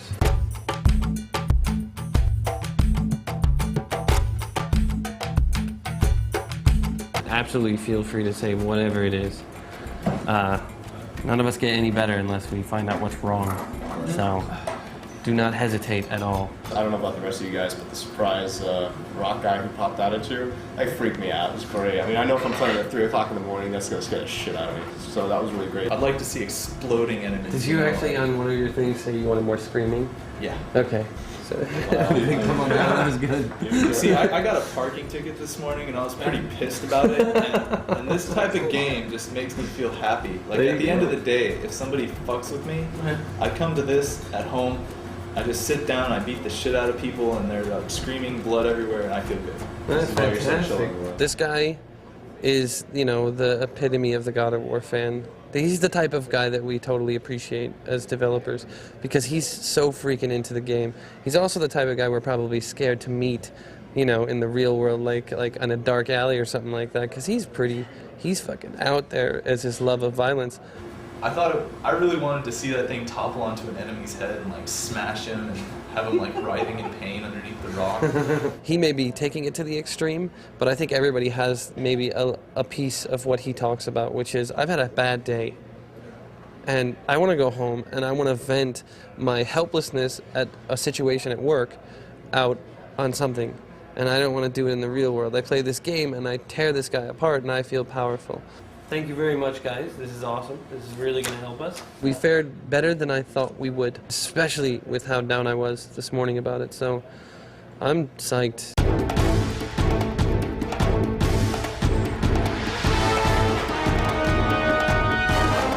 Today we are testing the roads level, which is the first level of the game, the opening sequence. Roads being the first level is exceptionally important to have that, you know, huge, epic opener, kind of topping what we did in the first game. It's got to be bigger than the Hydra. They come in here and some of the stuff is arted up. They have no preconceived notions on anything. They don't know how to use any of the stuff that we've been working with the whole time. So they get all these abilities and they're just like, what the hell? What's this do? I don't understand how this works. They don't understand that something only lasts for 8 seconds. Well, we totally get it because we said it's going to last 8 seconds. So it's a rude awakening to sit there and watch it and be like, oh, just do what I want you to do now. But, you know, teaches us. We were discussing earlier how strict the time limit was. Playtesting like this is vital. The people in the studio, very close to the project, have played it a lot. You don't see the obvious a lot of times. So the feedback is always incredibly valuable because they're the target market. They're the guys that are going to spend their money to buy our game, and we're here to satisfy the fans. Thanks again for coming in. We got a lot of work to do. We have 3 weeks until alpha. So looking at that, I know that we have some tough roads ahead of us for the next 3 weeks to get everything into shape, and it's time to go home.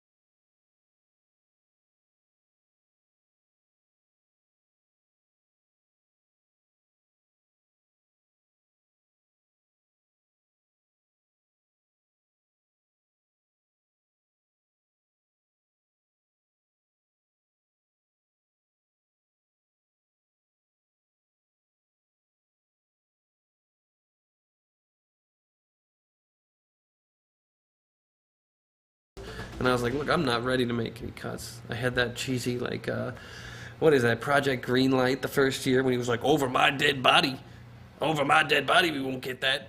And it was kind of how I was, a little baby throwing a tantrum.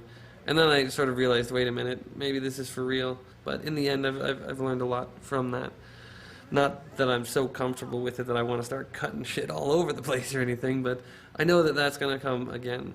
Most likely I'll be sitting here talking to you again about what I had to cut again, and maybe 2 or 3 times after that I'll just be like, I don't care, cut some more. You know, maybe we'll just be cut crazy. We'll release it on like one of those really small discs. You know, God of War 2, 7.5 minutes long. Just kidding, it's not even going to come close to that. The object of the game is to stomp out other people's balloons, much like other people's creative dreams, without having your own balloon or creative dreams stomped out. It's actually a great metaphor for game development. It's a group of people shooting at each other's ideas down. Are you supposed to stomp your own thing or not? That's not really true, but it is. I think if we can get all the balloons tied around everybody's ankle before they pop them themselves, we should be in good shape.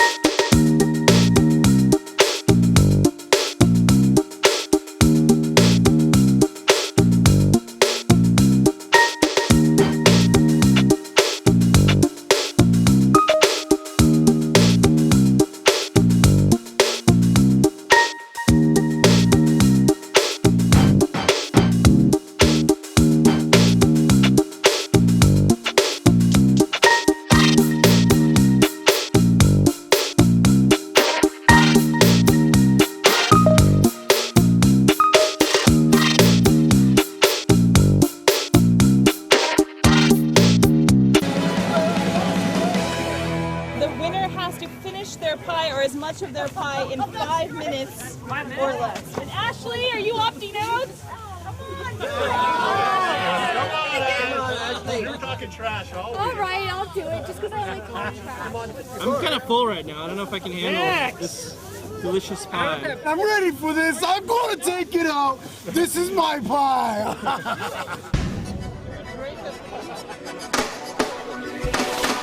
One hand only. The other hand behind your back. First one to finish all their pie wins, or the first one to finish as much in 5 minutes. 3, 2, 1,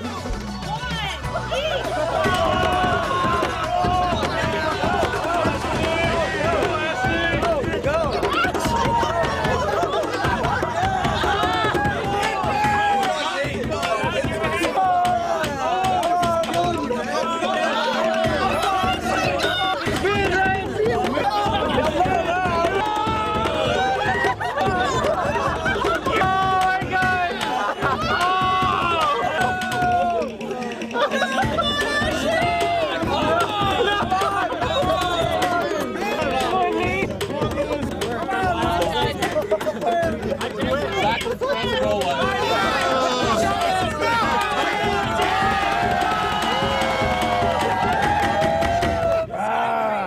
Jason, how do you feel?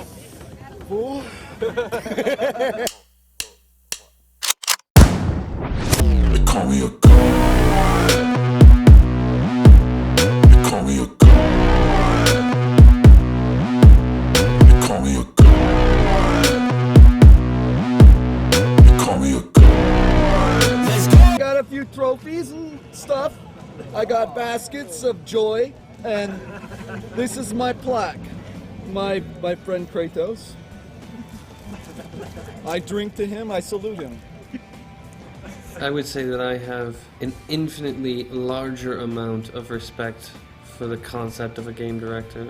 I never knew the half of it.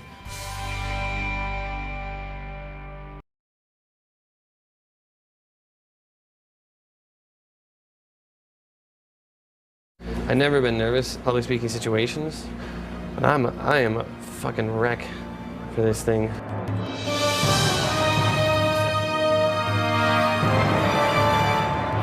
I'm going to basically be presenting the game, play through, and pray to God it doesn't crash. It'll be the largest I've ever seen this game projected, which just means any flaws are going to be like the size of a midget. All right, let's do this thing. It feels so much larger when you have a projected voice. Awesome. We are so completely set. It's crazy. I feel like one of those weekend seminar speakers. We loved God of War 2, but we're deaf now. As long as they love it. And that's really all that matters.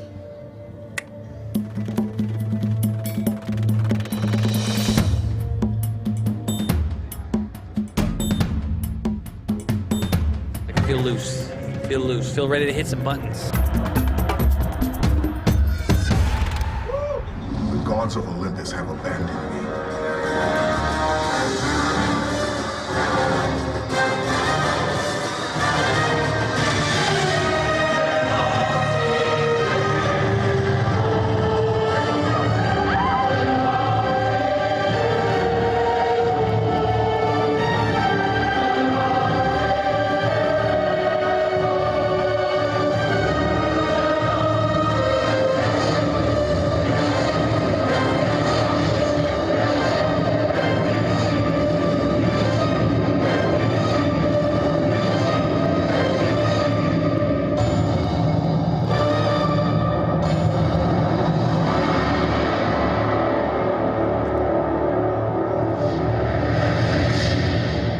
If the game crashes while I'm standing up there, it's the worst thing that could happen. Aside from me like sneezing and having snot hang out my nose during the press. Even then, I think that can have a funny spin to it. A crash is definitely not a good thing. So what we're going to do is kind of go right into this little sneak peek, pulling up the curtain a little bit, demo. You guys are the first ones that are really going to check this out. Nothing will stop me in my quest. I will have my vengeance! One of the things we're really excited about in this game is that Kratos has to journey to the edge of the world. So instead of just having him hop on a Pegasus and play a cinematic, we're actually going to make the player fight their way to the edge of the world. So this new gameplay experience is going to have the same combat system that we have on the ground, except you're going to be fighting these battles thousands of feet above the earth.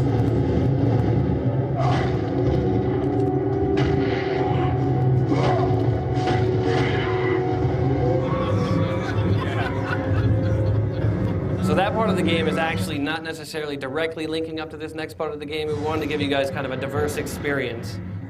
So as in the last game, we're really kind of mixing up the environments.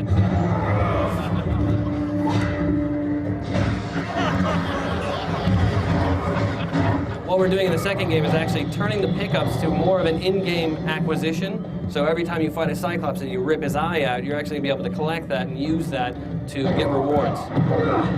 Help me with these beasts! I have found the secret of Medusa's temple! This is really showing that idea that Kratos isn't the only one on the island seeking out the Sisters of Fate. There are many heroes throughout mythology that are actually trying to change their own fate. And the enemies that we're bringing back are not just going to be sort of the standard size, we're actually going to be bringing back some of the other larger sized enemies. Now we're all the way back to where we started, and I'm actually able to use the Golden Fleece to throw the Medusa's beam back and turn the door to stone. And that is our little sneak peek into the E3 demo. I want to thank you guys for checking it out. To me, it's from the gut, you know, from the heart, that, yeah, it's going to measure up. I worked on the first game. Half these people worked on the first game, you know? What the first game was a culmination of all these people's work. And this is our blood, sweat, and tears, man. We would never, ever let it fall below what we strove for. We are absolutely not resting until we eclipse the quality of the first games. The response we wanted was what we got out of that press event. Because going into it, I kind of was like, what is the point of this, you know? E3's in 2.5, 3 weeks. Let's just show at E3, you know? But it was good. I see the purpose of it. That's really what game development is. They just keep moving the goal line, you know? Taking the ball away when you're trying to kick it. It's generally the status quo for this job.